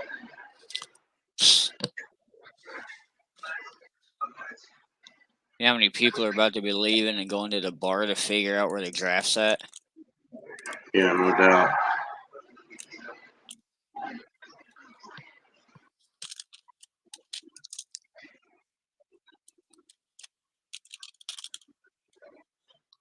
Donnie said Sean Payton is a bum. Well, we all knew that. He eats corn on the cob the long way, he says. Ooh. Donnie can be quite kinky. Look, I can see that. He's a dirty boy. Well, there's been Caleb Williams, Jaden Daniels, Drake May, Michael Penix Jr., J.J. McCarthy so far. So do we get that sixth QB Well, with the Denver Broncos? I was about to say, Adam Schefter just posted, heading into the night, Sean Payton has never drafted a quarterback in the first 2 rounds.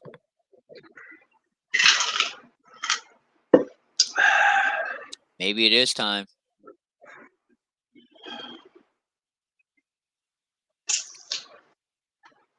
If he don't go with the QB right here, I think he's buying in for a top pick next year. Yeah.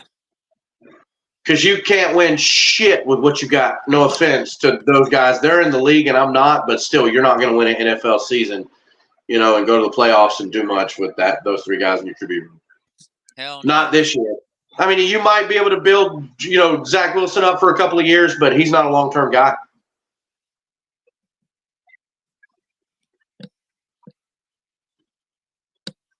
Zach Wilson. Damn, they ain't even went to the playoffs since they won the Super Bowl.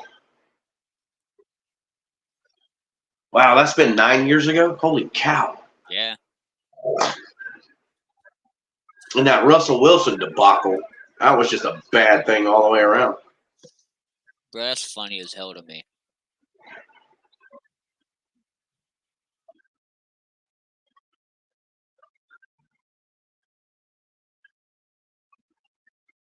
I mean, they're in total rebuild mode, so I don't see why they wouldn't go with Bo Nix right here and get a QB.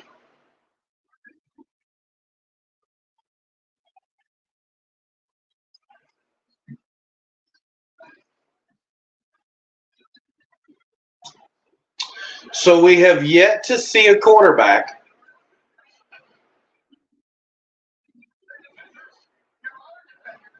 and you've got your boy from Alabama and Quinyon Mitchell are probably the top 2 cornerbacks. Bro, all we have seen. Quarterback and tackle. Players. Wide receiver. 2 wide receivers. It's been an all offensive. Well, Yeah. all offense top 10. Yeah. No defense in the top 10. But it's an offensive league. That's what we're in right now, an offensive league. You still need a defense that can, stop that offense.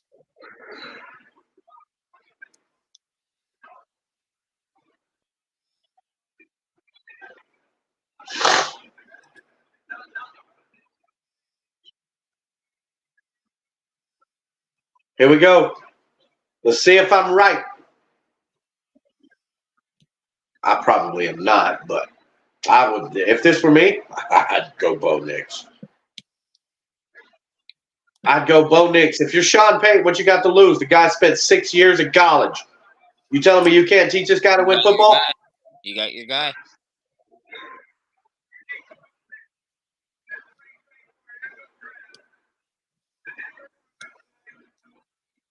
got your guy in Denver, Bo Nix.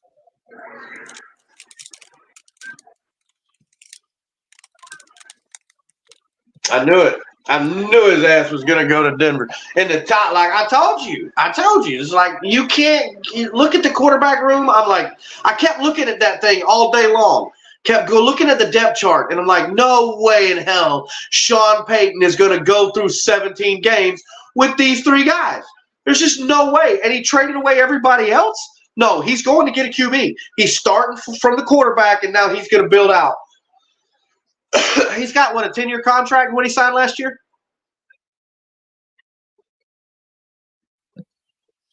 Yeah, something like that. I think he got something very similar to John Gruden's contract. Yeah. Or some shit like that. That's an old Alabama boy, isn't he? What didn't he play in Alabama for a couple years? Who, Bo Nix? Yeah. He started off with us. He was backup for I believe it was Bryce Young. Then he went to no, it's not Alabama, Auburn. Wasn't Bo Nix in Auburn? Yeah. It was Auburn. Yeah, Auburn, and then he went to Oregon.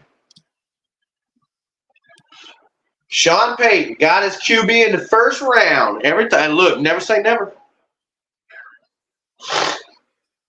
I think they got their guy too. They might. Now, he will start before the season's over, but he won't start game one. He won't start game one, but he'll start by game 5. Yeah, it won't take long.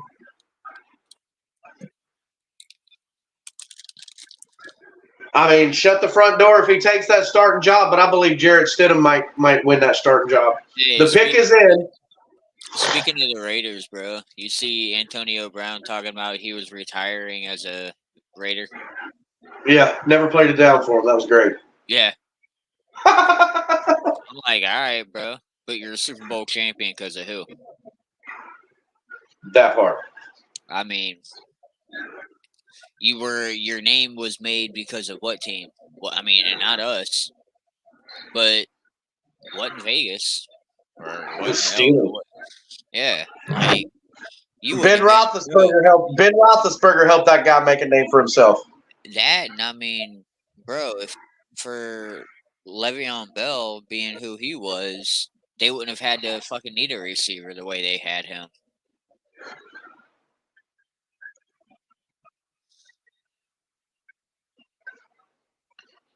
So just if this isn't loud enough to all that Antonio Brown shit. Just saying.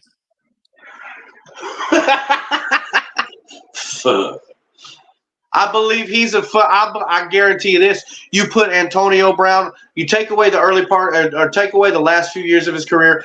The guy was outstanding. He put up astronomical numbers. There's no doubt about his skill and his athleticism. But it's not just about skill and athleticism. If that was the case, I should have some notoriety because for 300-pound, 5'10" guy, I'm pretty athletic. Brock Bowers is off the board. That's the best pick for them.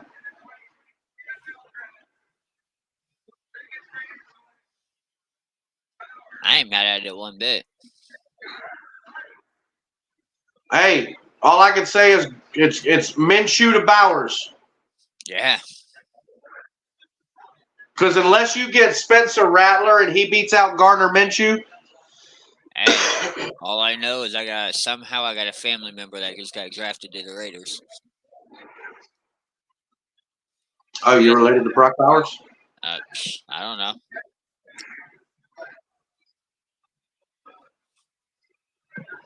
I don't know, but I'll find out. That cat's awesome. I mean, it could be your uncle's cousin, brother-in-law. And you never know. Aiden O'Connell. Who the fuck is that? Aiden O'Connell, he played quarterback for the Raiders last year. Apparently, he's the starter on the depth chart right now. Gardner Minshew will end up starting. I can't see Aiden O'Connell. Dude, I'd rather have Gardner Minshew. Gardner Minshew's got guts. Touche. I'll give him that. Like Michael Mayer and Brock Bowers. Like, wow.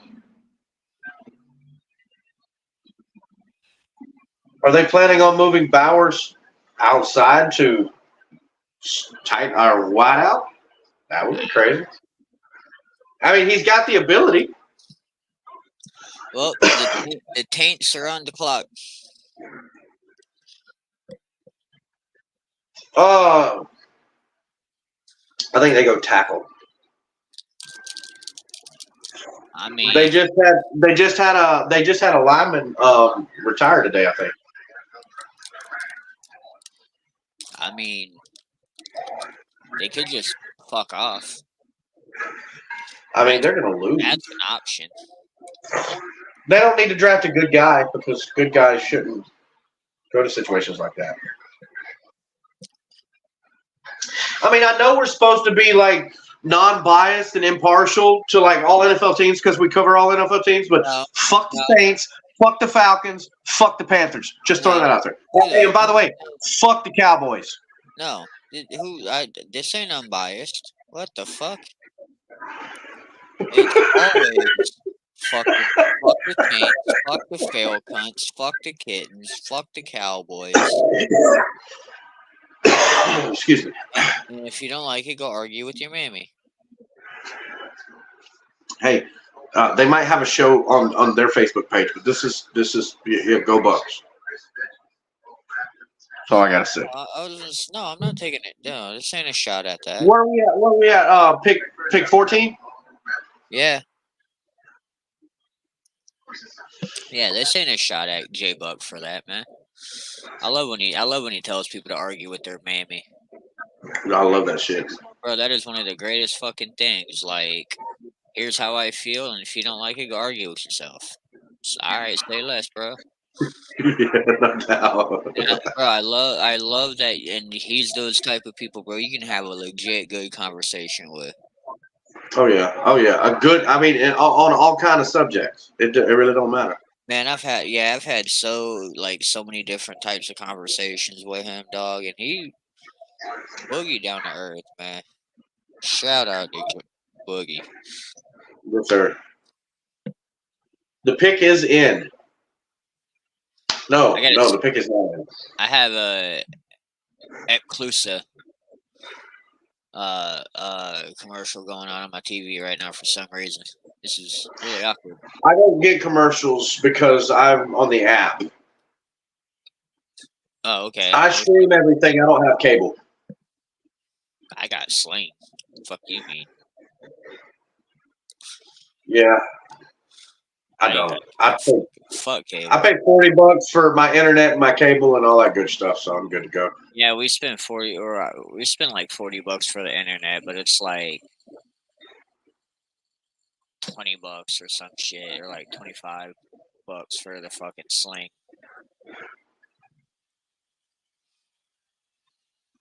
Yeah, my dad's got cable and he hardly ever watches TV, so we bounce off of his like. Well, it just sucks because all of your cable nowadays, bro, if you go to a certain channel, they're like, oh, you gotta have this app, or oh, you gotta have that app, or spend this money and have this, and it's like, man, fuck you. And look at at the same time, the shout out to Mitch Bucktastic. He offers a service that any of you guys you're interested in, you're cutting the cord or what have you. It's a really great service, so y'all hit him up. Yeah, I gotta get with Grish. Yeah, Grish too. This is the same. It's pretty much the same product. Yeah. Pretty much the same product. It's almost identical, same product. They, if I'm not mistaken, I'm pretty sure Grish got into it because of Mitch. Yeah, me and Mitch don't see eye to eye for some random ass reason, so I'm gonna leave it at that. So Fair enough. I'll go with somebody who will openly be a friend and has. Hey, you don't have to like somebody to know their butthole stinks, right?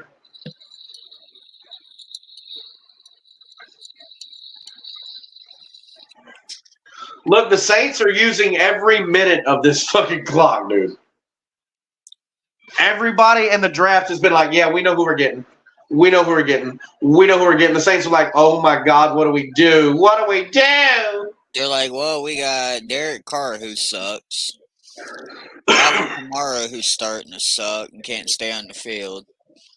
Chris Olave is going to be the only guy we have. Rashid Shaheed is just a return guy. Cam Jordan is nothing more than a loudmouth. What do we do? Yeah, no doubt.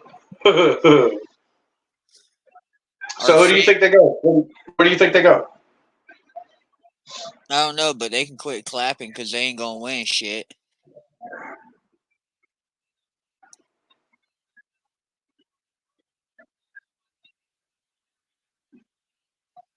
I think they go tackle. I mean, oh shit! Yeah, they did lose Michael Thomas in the offseason. They ain't got him no more. Yeah, they ain't got Michael Thomas. Dog, they're in rebuild mode. Yeah, I think a tackle would do them good.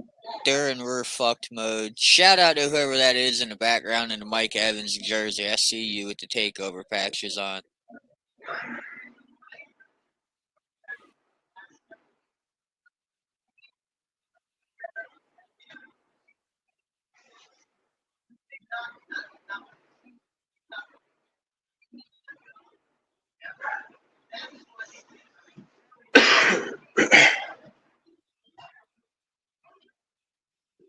You know, New Orleans is a cesspool of fun, and that's about it. Their football team sucks. Their basketball team sucks. You definitely you got the cesspool part down perfectly. Oh, look at Sean O'Connor, Leatherhead. Bucks representing, baby, love it. But I said that to say this: that poor guy that's going to get drafted, his life is going to be shitty. Poor guy. Fuck the Saints.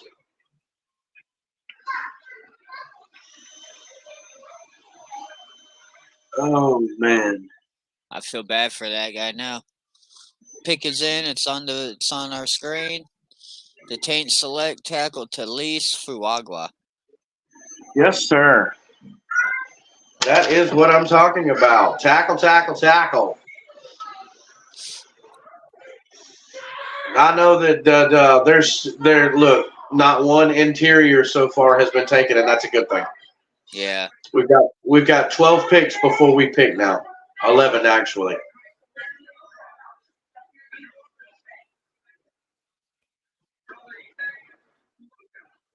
Fuaga. He's like, oh my gosh. Okay, I'll go to New Orleans. All right, I'll go to New Orleans. He's kind of upset. 6'5", 324. That dude is huge. I'd be crying too, my man. 0 sacks allowed on 339 pass block attempts in 2023. That is nuts.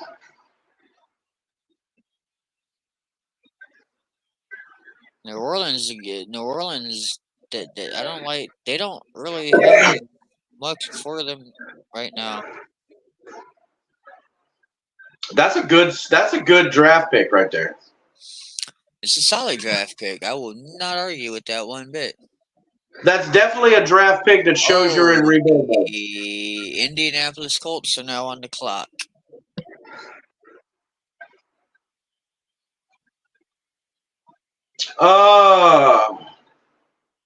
Jared Verse. You think so? I think Jared Verse is going to go the next 3 picks. I would less likely see him go to Jacksonville, but because they do have Josh Allen they just signed to a long-term contract, but at the same time, Josh Allen with Jared Verse on the other side of him as an edge, as a pass rush presence, in Jacksonville, that's scary, buddy. Yeah. But I could. Adam Schefter just posted 13 picks are in and not one defensive player. Could we see Quinyon Mitchell or Teron Arnold from Alabama, your boy from Alabama? Yeah. You still got DJ Turner. Which to me is probably the better of the two pass rushers, out of him and Verse.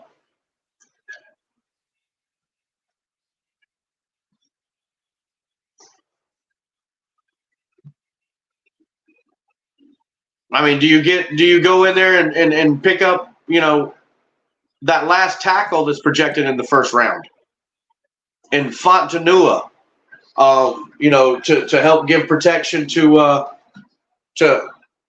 AR, because granted, I don't think it was a mishap on the offensive line as to why they didn't get their, or he got his injury, but look, what is this, like 4 tackles so far picked? Yeah. The 2 most important positions on a football team. Left tackle, quarterback. Wait, Bo Nix has got to wear that ugly orange Denver Broncos jersey. Poor guy. Yeah, he does. Jeez Louise. Sucks to be you, dude.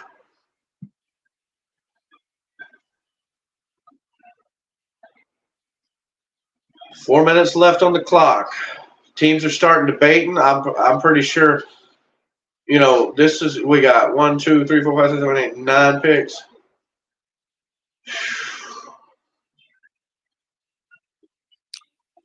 Six quarterbacks have now gone off the board in the first 12 picks. There's 6 quarterbacks in the first 12 picks. That's crazy, bro. That's crazy. Has that ever happened? Matching the total that went in the famed 1983 draft class. Wow. I'm gonna do some research on that, and I'm gonna write an article for the page. That's crazy. That is crazy. That's nuts. 6 quarterbacks. I called it, but I couldn't see it either, dude. I'm like, I kept looking at that, going back and looking at that depth chart in Denver, and I'm like, hell no. Yeah, but and he just threw away, dude. He balled up Russell Wilson like a piece of trash and threw him away. So here's my question. Is your sleeper pick still Bo Nix? Or was it the Michael Penix to Atlanta? I mean, my sleeper pick is Bo Nix, but I think the bigger pick was Michael Penix. The Michael Penix Atlanta pick was probably the bigger surprise for me. Yeah. I didn't see that coming from a mile away. I mean, after the money they just paid Kirk Cousins, you'd think they'd wait a year or so, but that really shows the athletic ability and the talent that Michael Penix has. That think about this. What if Atlanta does what Green Bay did? Yep. With Aaron Rodgers, with Jordan Love, because Jordan Love looks like the heir apparent to Aaron Rodgers, clearly. So what if that's the plan? And if that is the plan, I think it's a damn good plan because I'm like Michael Penix. I think he's athletic as hell, and if Kirk Cousins can give you 2.5 to 3 good years of the 4 years, then it was a fantastic pickup. Goddamn, Lightning fucking are down 3-0 in the series now. They lost. Oh well, bummer. Might have to talk about the Tampa Bay Lightning possibly being shut out and goose-egged in the series. That's hard to hear after the last 8 years of their success. Yep. Because they've been pretty successful here recently.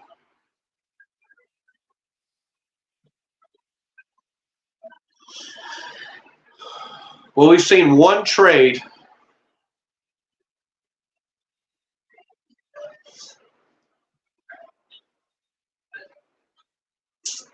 I don't see any potential suitors for a trade. All these teams, you got Indy fixing to pick, you got Seattle, Jacksonville, Cincinnati, LA, Pittsburgh, Miami, Philly, Minnesota's back in the first round again, the Dallas, Green Bay, and then the Buccaneers, and then Arizona, Buffalo, Detroit, Baltimore, and then you got San Francisco and the 49ers, or Kansas City Chiefs. Colts select UCL edge rusher Latu. La la la la la la la la. Bro, I might become a Colts fan just to figure out how to say that man's name. Yeah, right. He is the first defensive player selected. Yep. Well, I lost that bet too. I had Jared Verse. Or not Jared Verse. Hang on. Dallas Turner. Dallas Turner. Look, I had Dallas Turner beat it up with Atlanta so fucking hard. They shocked me for real. Hey, Indy trying to get that defense together. Yeah. I think he's going to be the next Joey Bosa out of this draft. Yeah. That kid's fantastic, dude. He's real good. He's got power. He's got speed. And look, that name alone shows he's got fight. Because those boys, that heritage, that they don't play. They don't play. See, that's the good thing about the West Coast. They get that breed of players, man. Those Samoans and those Islanders, man. Like the character of those cats is really large. I mean, look at how we look at our Washington alum, Vita. You know, like his character is through the roof, dude. The kind of man he is outstanding. And didn't he just have a baby? Who? Vita? Vita. Or was it did he get married? Who was it that I know Baker had a baby. Baker and Tristan. Tristan, that's who it was. Tristan Wirfs had the baby. Yeah, that's what it was. He was the one that just had the baby recently. Like what, 2 or 3 weeks ago? Yeah. All right, so Seattle, I think Jared Verse. Do you? Yes. I'm looking out in Seattle trying to figure out what they got, and like edge rusher, bro. Well, I'm trying to get I think it's still too early for a running back, so edge rusher. I'm trying to get Daniel from Bucks Life in here. We'll see.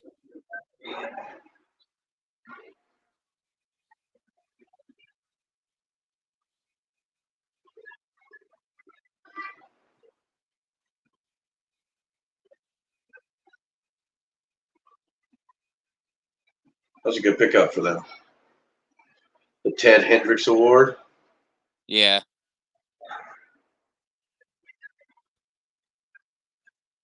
Pac-12 Defensive Player of the Year. 6'4", 289. Dude's a beast. He's quick, too. Ooh, he's real quick.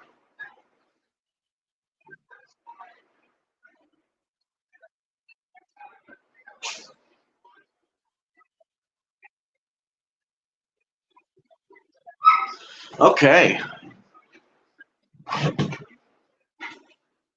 Man, that kid's nasty. They got a good pass rusher in Indy now. Didn't they get DeForest Buckner back? I think they did. Yeah, that's what I was about to say. They just signed DeForest Buckner. Dude, him and DeForest Buckner, that's a good tandem. That's good. That's somebody good to come in and grow by. Because the Buckner's not no shabby rusher. 4'6", 40 for 260 pound, 6'4" guy. Come on, man. That's nuts. Bro. So Solomon King's doing his little pop-up. And damn.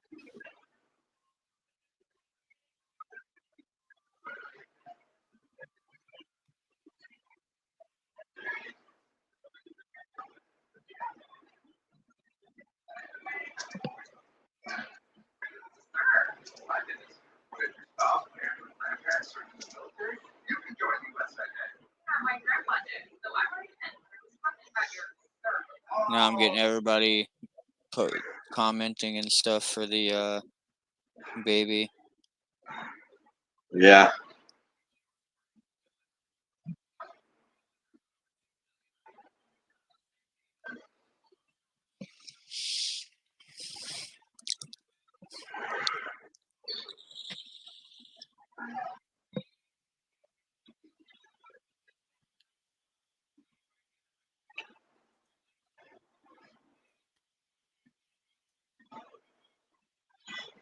So, we just had the first defensive player taken in the draft this year at pick Yep. what? What was it? What was it? 15?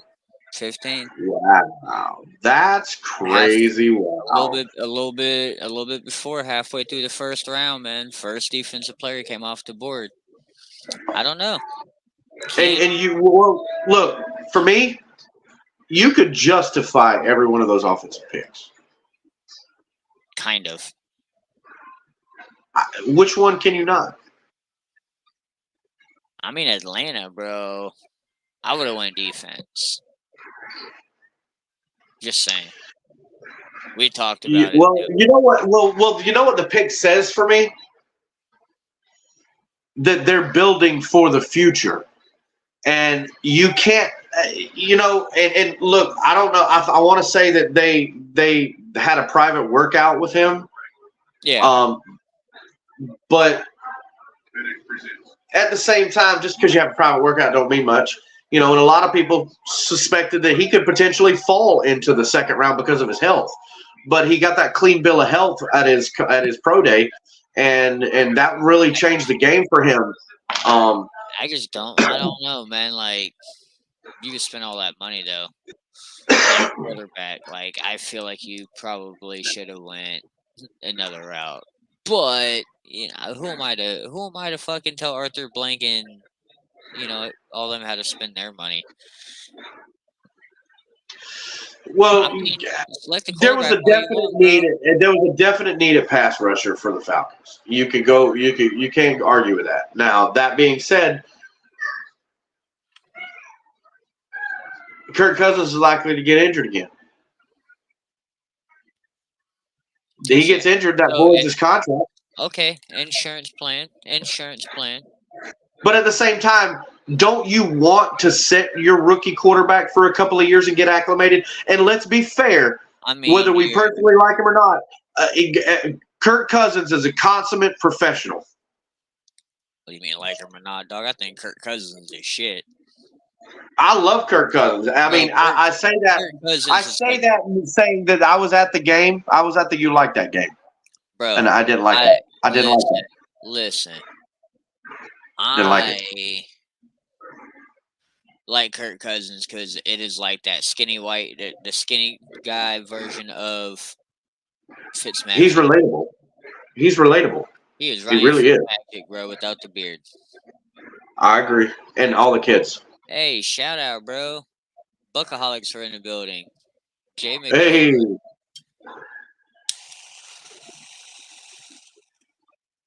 Man, I ain't gonna lie, the draft. I like that the draft's quick, but damn, it's still taking forever. Yeah, I was just looking at that. It's 10 Eastern right now, and we're on pick 16. Yeah, the wife just walked in and gave me the. Oh yeah, we're on pick 16. And she gave me this look.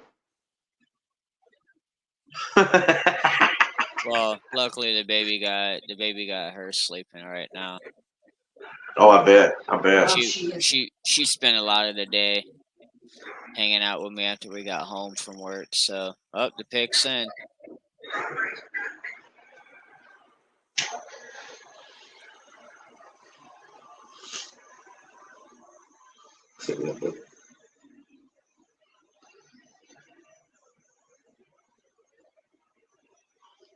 I can't lie. I'm always have been a huge fan of that neon green. I just hate the blue. I love their neon green uniform. I like this pick. Byron Murphy. The tackle. I like that pick. Well, if you're going to stop Christian McCaffrey, one of the first ways to do that is a defensive tackle.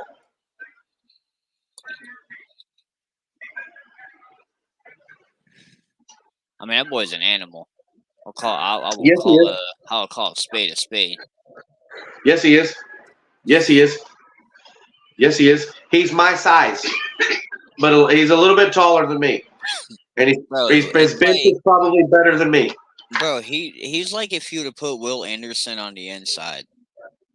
Yeah, no doubt. Ed Oliver is who they're competent to. Yeah, that's a good comp. That's a good comp. That's a very good one.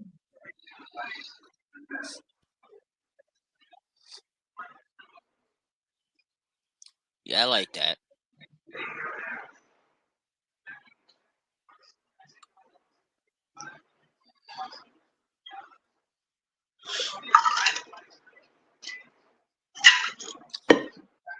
The Vikings have traded up.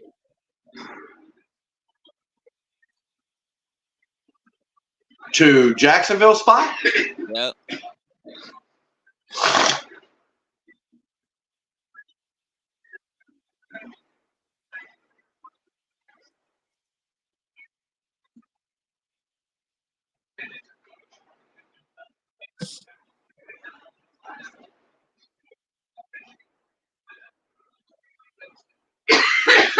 Who do they trade in to get?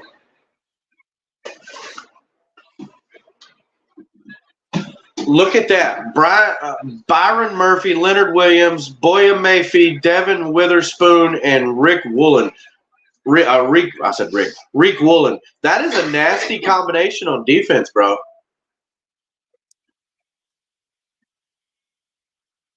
And the pick is in. Like, who are they getting? Like, is this Jared Verse? Is this edge rusher Jared Verse? Paying homage to the other Jared that they had? Jared Allen? Jacksonville moves back 6 spots, picks up a 5th round this year, a 3rd and a 4th next year. That ain't too shabby. No, that's not a bad haul for that slot. You can obviously tell they didn't have who they wanted there. Yeah. And I think that would have been a tackle. But they weren't aggressive enough. They sat back and waited on it. Let's hear it. Dallas Turner. Wow.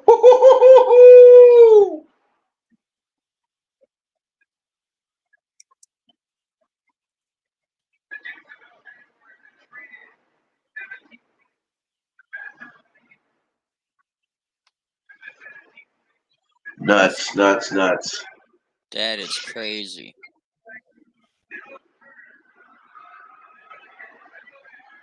He's happy. Bro, we had quarterback, tackle,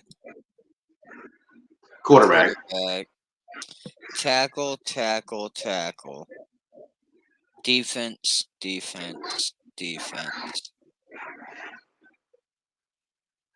We had quarterback, wide receiver, quarterback. Well, yeah, but I'm just saying. Yeah. Like, that's crazy. The three-peats that we've had so far. Yeah. Man.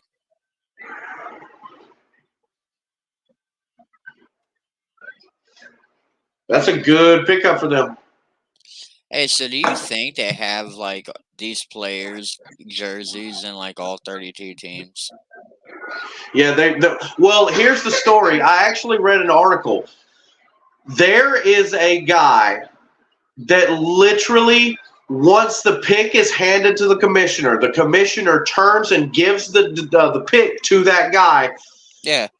They immediately go to stitching the names on the back. They have nameplates for every color of every team for every jersey, ready and available for every player in the round. Okay. I read an article about that. You got my nameplate, but like in all 32 colors. Yeah. And then whatever team picks me, you just grab the jersey, stick it on real quick. Right. Put some Velcro on that shit. I mean, that is dope.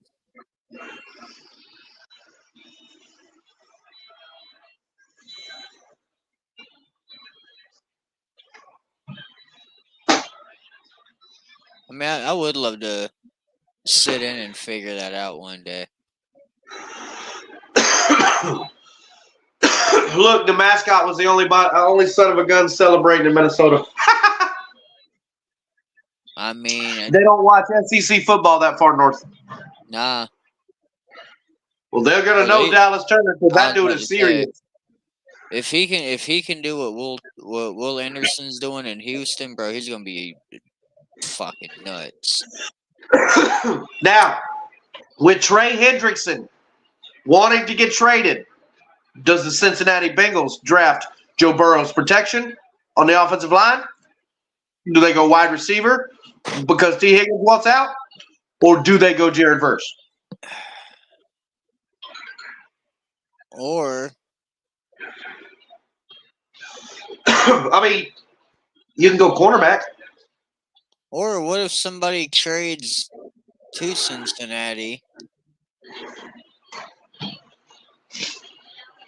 I don't know. Like, who do we got right now that could potentially jump?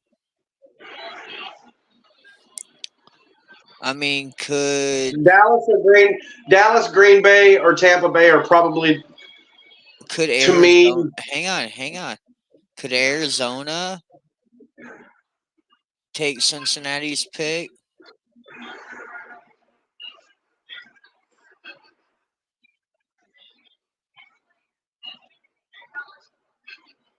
Huh. Look at that green suit, bro. I mean, I'm gonna honestly say that's fly. That shit is dope. That's fly. So, and I love the red bug glasses. I call them bug glasses. With Minnesota getting this little hey, girl. With Minnesota getting this little edge rush, I mean, are they set? No, they got a decent team. I mean, I'm not saying are they set for like overall, but are they set for look, I believe so far Minnesota's won the first round. So is it a reload or a rebuild? Rebuild. I mean, you got a core of pieces in Minnesota. Yeah. But you got a lot of holes. And they need to fill them. And they filled two big holes. A great edge rusher and a great potential quarterback. Because J.J. McCarthy's a great potential quarterback. Think of his training over the last couple of years. Well, tutelage that he's gotten from that staff at Michigan.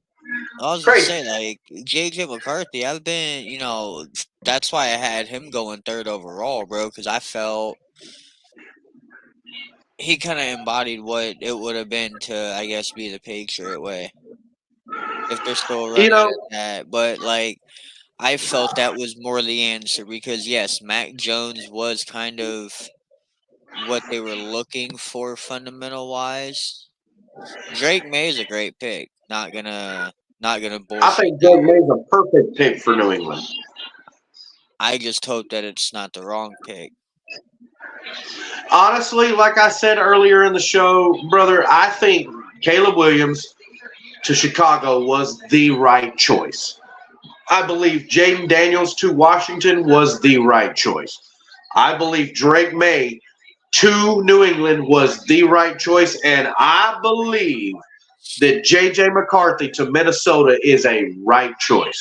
I believe we will have, honestly, out of those, five QBs? We're going to have two of those, in my opinion. And then you get Michael Penix and yeah. Atlanta. Bo Nix. Yeah. Then you got Bo Nix, who did.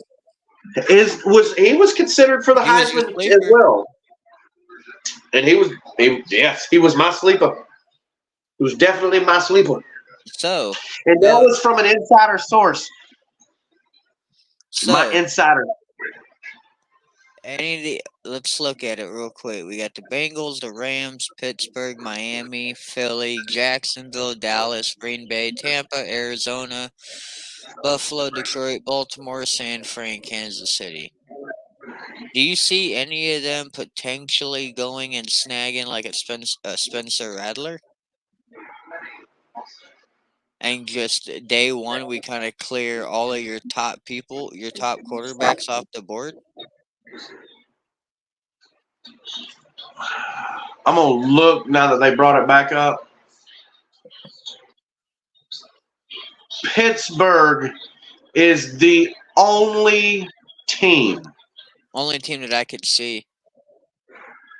The only other team is Arizona, but I truly believe with everything that's happened over the last 6 months to a year in Arizona, that organization is trying to recertifiably buy back into Kyler Murray.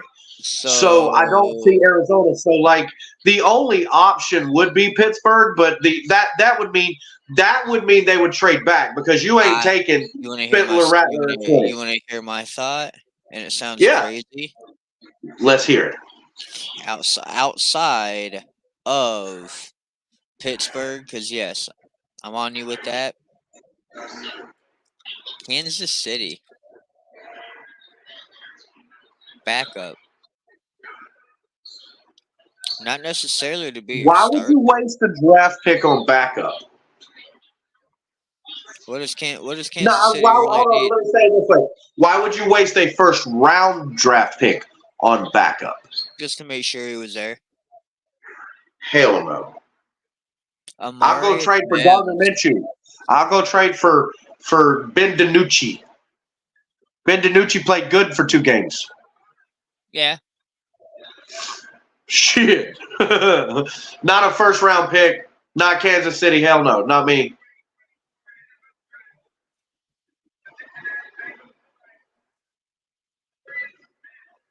Woo! That's a good pick right there. Protection for Joe Burrow. That's a great pick. Yep. 6'7". Hold on. Look at me in the face when I say this. 6'7", 340 pounds. Holy shit. See, and like you said earlier, some of them people up in Minnesota don't know what they're getting in Brock Bowers.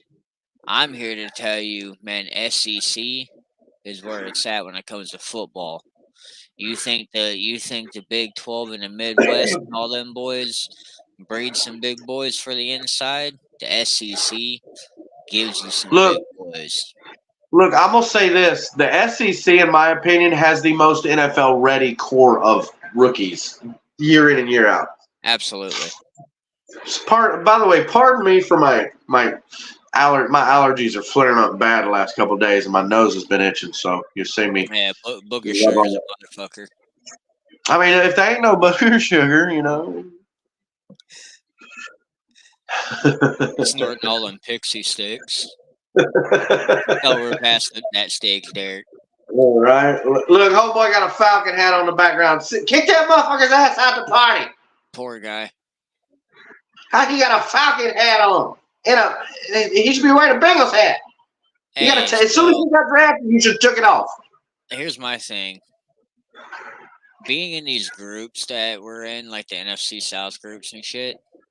Yeah. All these Atlanta fans, even their women, they're happy being Falcon fans because they're the type to get engaged, but they don't want to get married.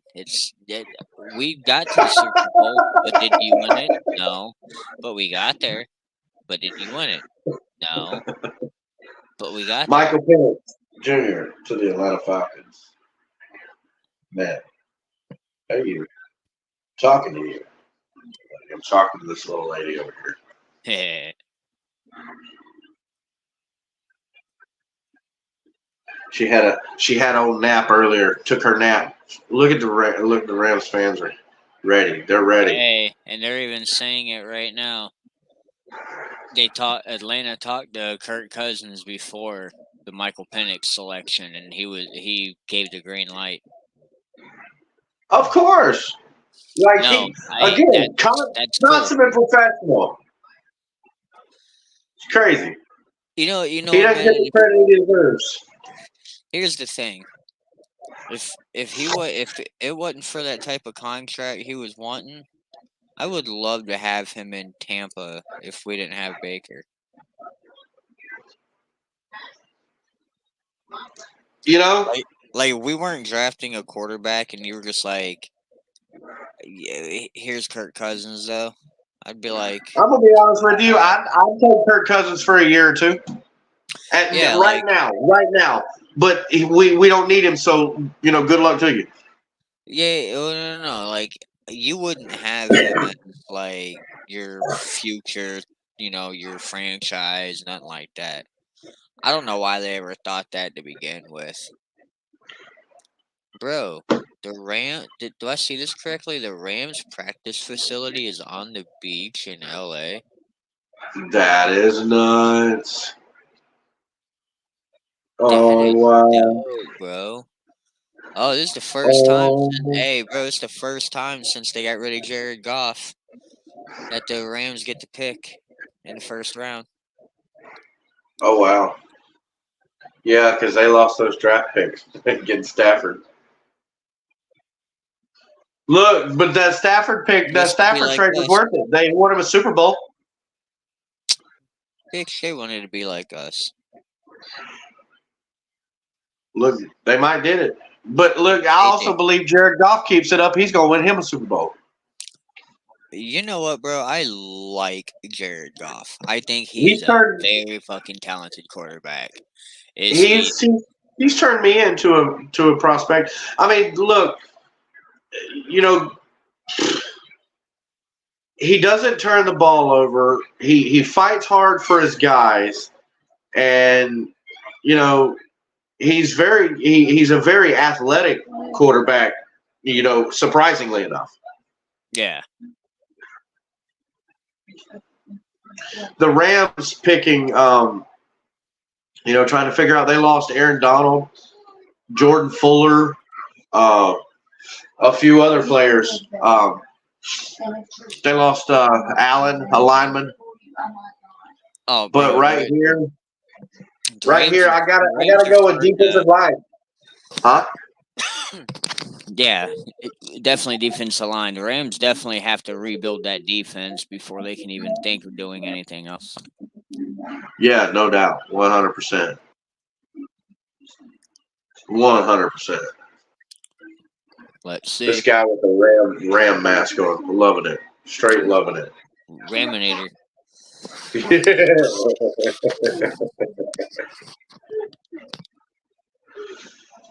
Just a few more picks before the Buccaneers get to select. I'm stoked. Jackson Powers Johnson, baby. Your boy's off the board. Yeah. They didn't go inside. They went outside. Look, they is not wrong, bro. I seen this dude live twice. Holy shit. Oh, no. I've watched. See? Will Anderson I Jr. seen him live twice. Holy shit. Like, it's insane. This cat is outstanding. All I can say is I do hope that it translates. It will. I have no doubt. The same way it did with Tremaine Johnson from Florida State in New York. He didn't really get a lot of playing time his first year, but his second year, look, they're comparing that dude to Will Anderson Jr. He's a bully. He's explosive with his hands and his feet, and I find that to be 100% accurate. 6'3", 258 pounds. Sacks the last 4 seasons. Yeah.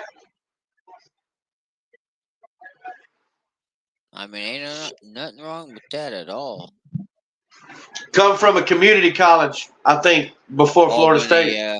Yeah, he was over at Albany.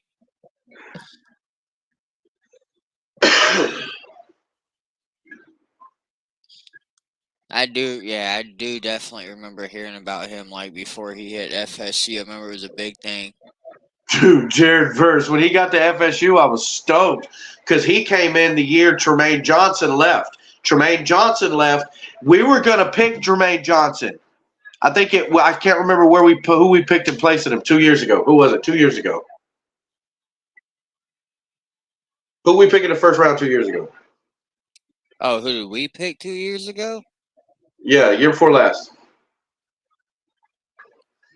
First round.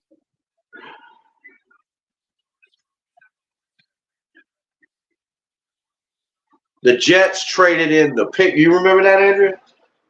Jets traded in the pick right before us and picked up Tremaine Johnson from Florida State. I was pissed. It was Yeah, all over the place. We were talking about everything. Like, who did we pick? I can't remember. let's see. Last year, it was Elijah. Kalijah Cansey. Yeah. The year before that, it was the Super Bowl draft pick. No, it wasn't. It was the playoff draft pick the next year. Yeah. Who the fuck was that? I'm brain dead right now. Am I gonna have to look this up? Holy cow, I gotta look this up. I don't know what I'm doing. I'm having to think it. I can't believe I don't know this. It's been a long show. We've been live for almost 3 hours. It wasn't Devin Tompkins. No, not in the first round. No, I was trying to think of who all we acquired from the drafts the last couple of years. It wasn't Yaya. That was second round last year. Cody Mock? No, that was third round last year.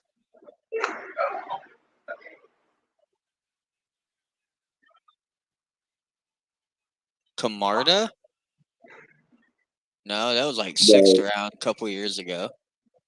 No, Or third or fourth round.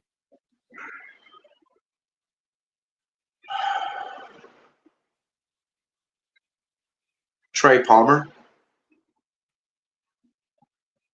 No. Damn. 2 years ago, who did Tampa Bay Buccaneers draft? First round. See? I can't believe I have this lost on this question. Bro, it's so bad that we can't remember it. Rashad, what? No. Kyle Trask was a second round pick, but he was 4 years ago. He was 2021.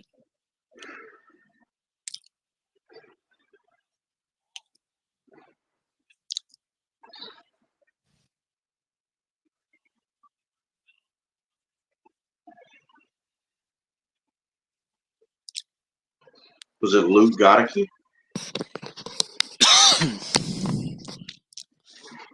All right, so we'll go until the end of the Miami pick. Yeah. And then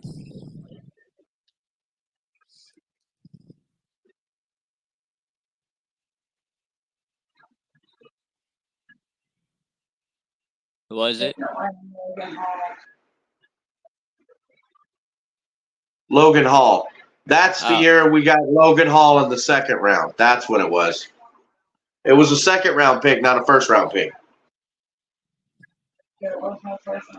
We didn't get a first round pick that year. Oh. That was the year that the Jets traded in right before us, picked Jared Verse, and Tremaine Johnson, and we ended up getting Logan Hall. I damn sure was. I remember that. I was pissed. And look at what turned out. Look, Logan Hall is being questioned whether he's going to get a second contract, and Tremaine Johnson in his second year was getting accolades. Yep.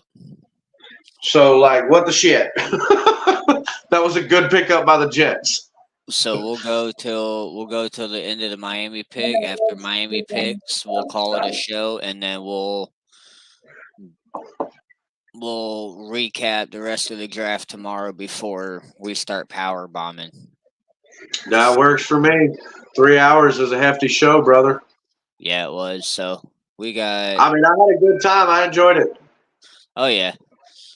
I just got to call kids. Absolutely. I went from 7% to 24% on charge while doing the show, so my phone impressed. I was gonna say, luckily I didn't lose power on my phone, but I'm not doing anything on it besides running it if we need it.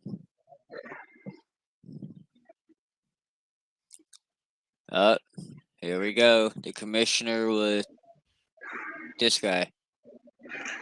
Oh, Cam. That's Cam. Cam Hayward. Yeah.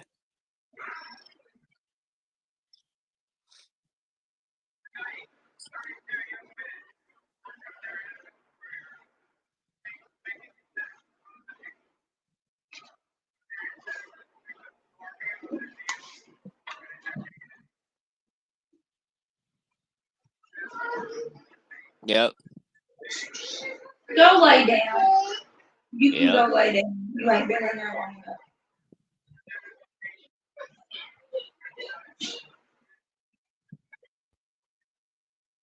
You know, I ain't gonna lie. My sister was a diehard Steeler fan. Let me tell you a little story here that's kind of close to me. My sister was a huge Steelers fan. And I rooted for the Pittsburgh Steelers, you know, when they drafted Ben Roethlisberger. I was a fan of his. You know, I love the sport in general. And I follow players as well as my team. But nonetheless, my sister was a huge, and that was a connection we had. We didn't have many connections because she spent a lot of the years away from her family, you know, Yeah. as being far as raised separately compared to me. And you know, it was a connection we had. And she's passed, and it's been years now. And but her connection with the Steelers, I have always been a huge closet fan of the Steelers. And let's be clear, Mike Tomlin, that dude. Yeah. Bro. Straight up. I would go to war for Mike Tomlin. So one of my co-assistant manager with me is a Steelers fan, and bro, like I would give anything to have fucking Tomlin, bro. Like that would be an insane hiring for the Buccaneers. And niggas got somebody to protect Russell. Oh yeah, they got a solid tackle. Elijah Vera Tucker is who they're comparing him to. That's a good, solid comparison. 6'3", 317. He started 31 of 41 career games.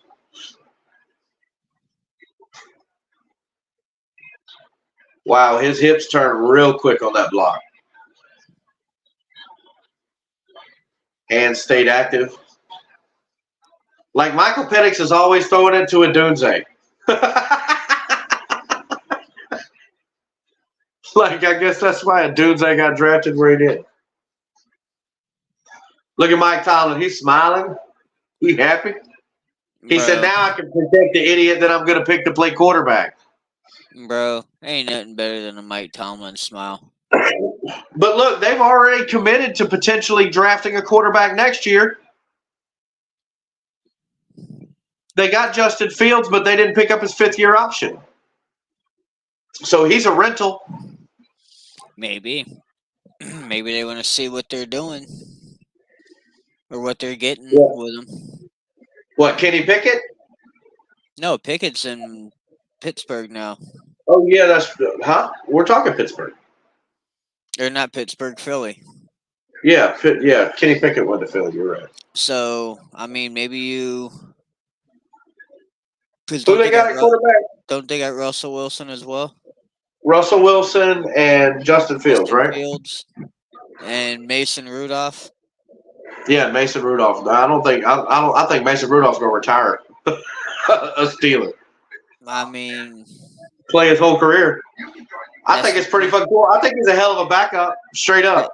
Well, that's the thing, though. Like, you really don't need anything right now when it comes. And QB, they're playing on house money, so that tackle. I mean, Russell Wilson's playing on Denver's dime. Yep. Justin Fields is playing basically on Chicago's dime.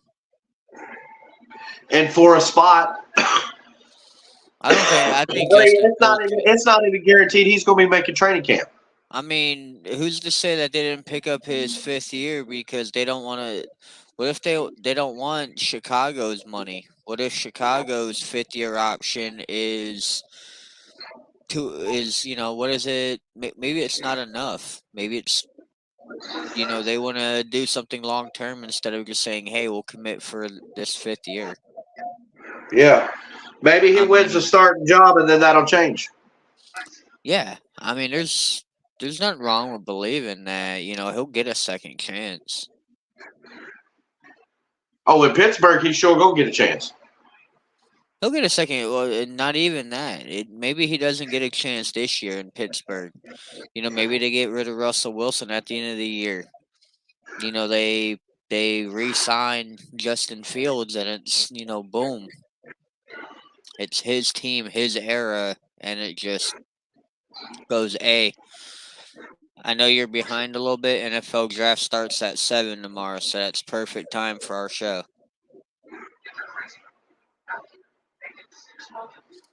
So at 7 o'clock tomorrow, when we start the show, we are going to be recapping the rest of the draft after this Miami thing, or after the Miami draft, and we will continue into round 2. Also be tossing in the WWE draft when that goes on during the show. I don't. So from 7 to 8, we'll be talking Pancakes, and then from 8 till the end of the show, we're gonna be pancaking and power bombing. Works for me, brother. Works for me. I'm excited about it. Yeah, Tomorrow's gonna definitely be a fun show. It's gonna be a worm. Easiest way to describe it. It's gonna be a worm. Right. You ain't gonna. You know what? Best way to describe it. We are gonna be your everywhere destination. Yes, we're gonna be everywhere and all at once. We are everything you need right now. Come tomorrow. Yes, sir. I'm gonna have to find a way to put on 2 screens. Yeah, I've got mine locked down. I'm ready to go. Have the draft on one and the TV on the other. I mean, because we run ours through Sling, so I can run it both ways. Right. Miami. I want to say Terry. I want to say maybe they go Arnold.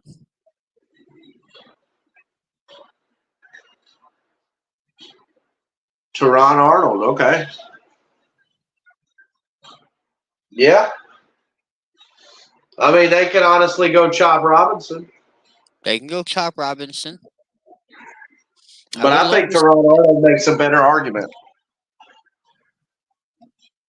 They need somebody to go with Jalen Ramsey. Yes. Because who you want to? He said, "Who we taking today?" Tyreek Hill said, "Who we taking today?" Like he gonna get a quarterback to go against in practice. Him and Jalen Waddle. Yeah, bro. I mean, Jalen Waddle, Tyreek Hill, and then Teron Arnold and Jalen Ramsey. Come on, that's sick. That really is a sick combination. Yeah. And you know Miami's trying to be crazy on offense and just kill you on defense. Yes. Here we go.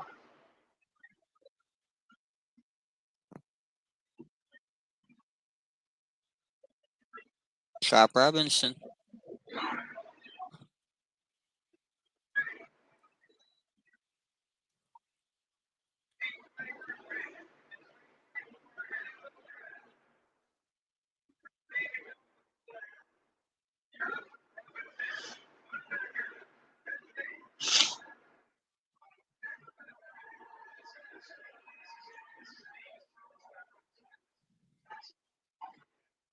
Not too shabby. 4'4", 6'2", 254. That's good stats. His production wasn't that great, but his upside is big. Yeah.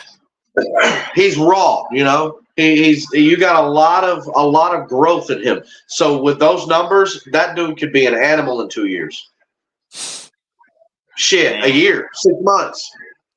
I don't say he might be one of those right off rip impact type Yeah. guys.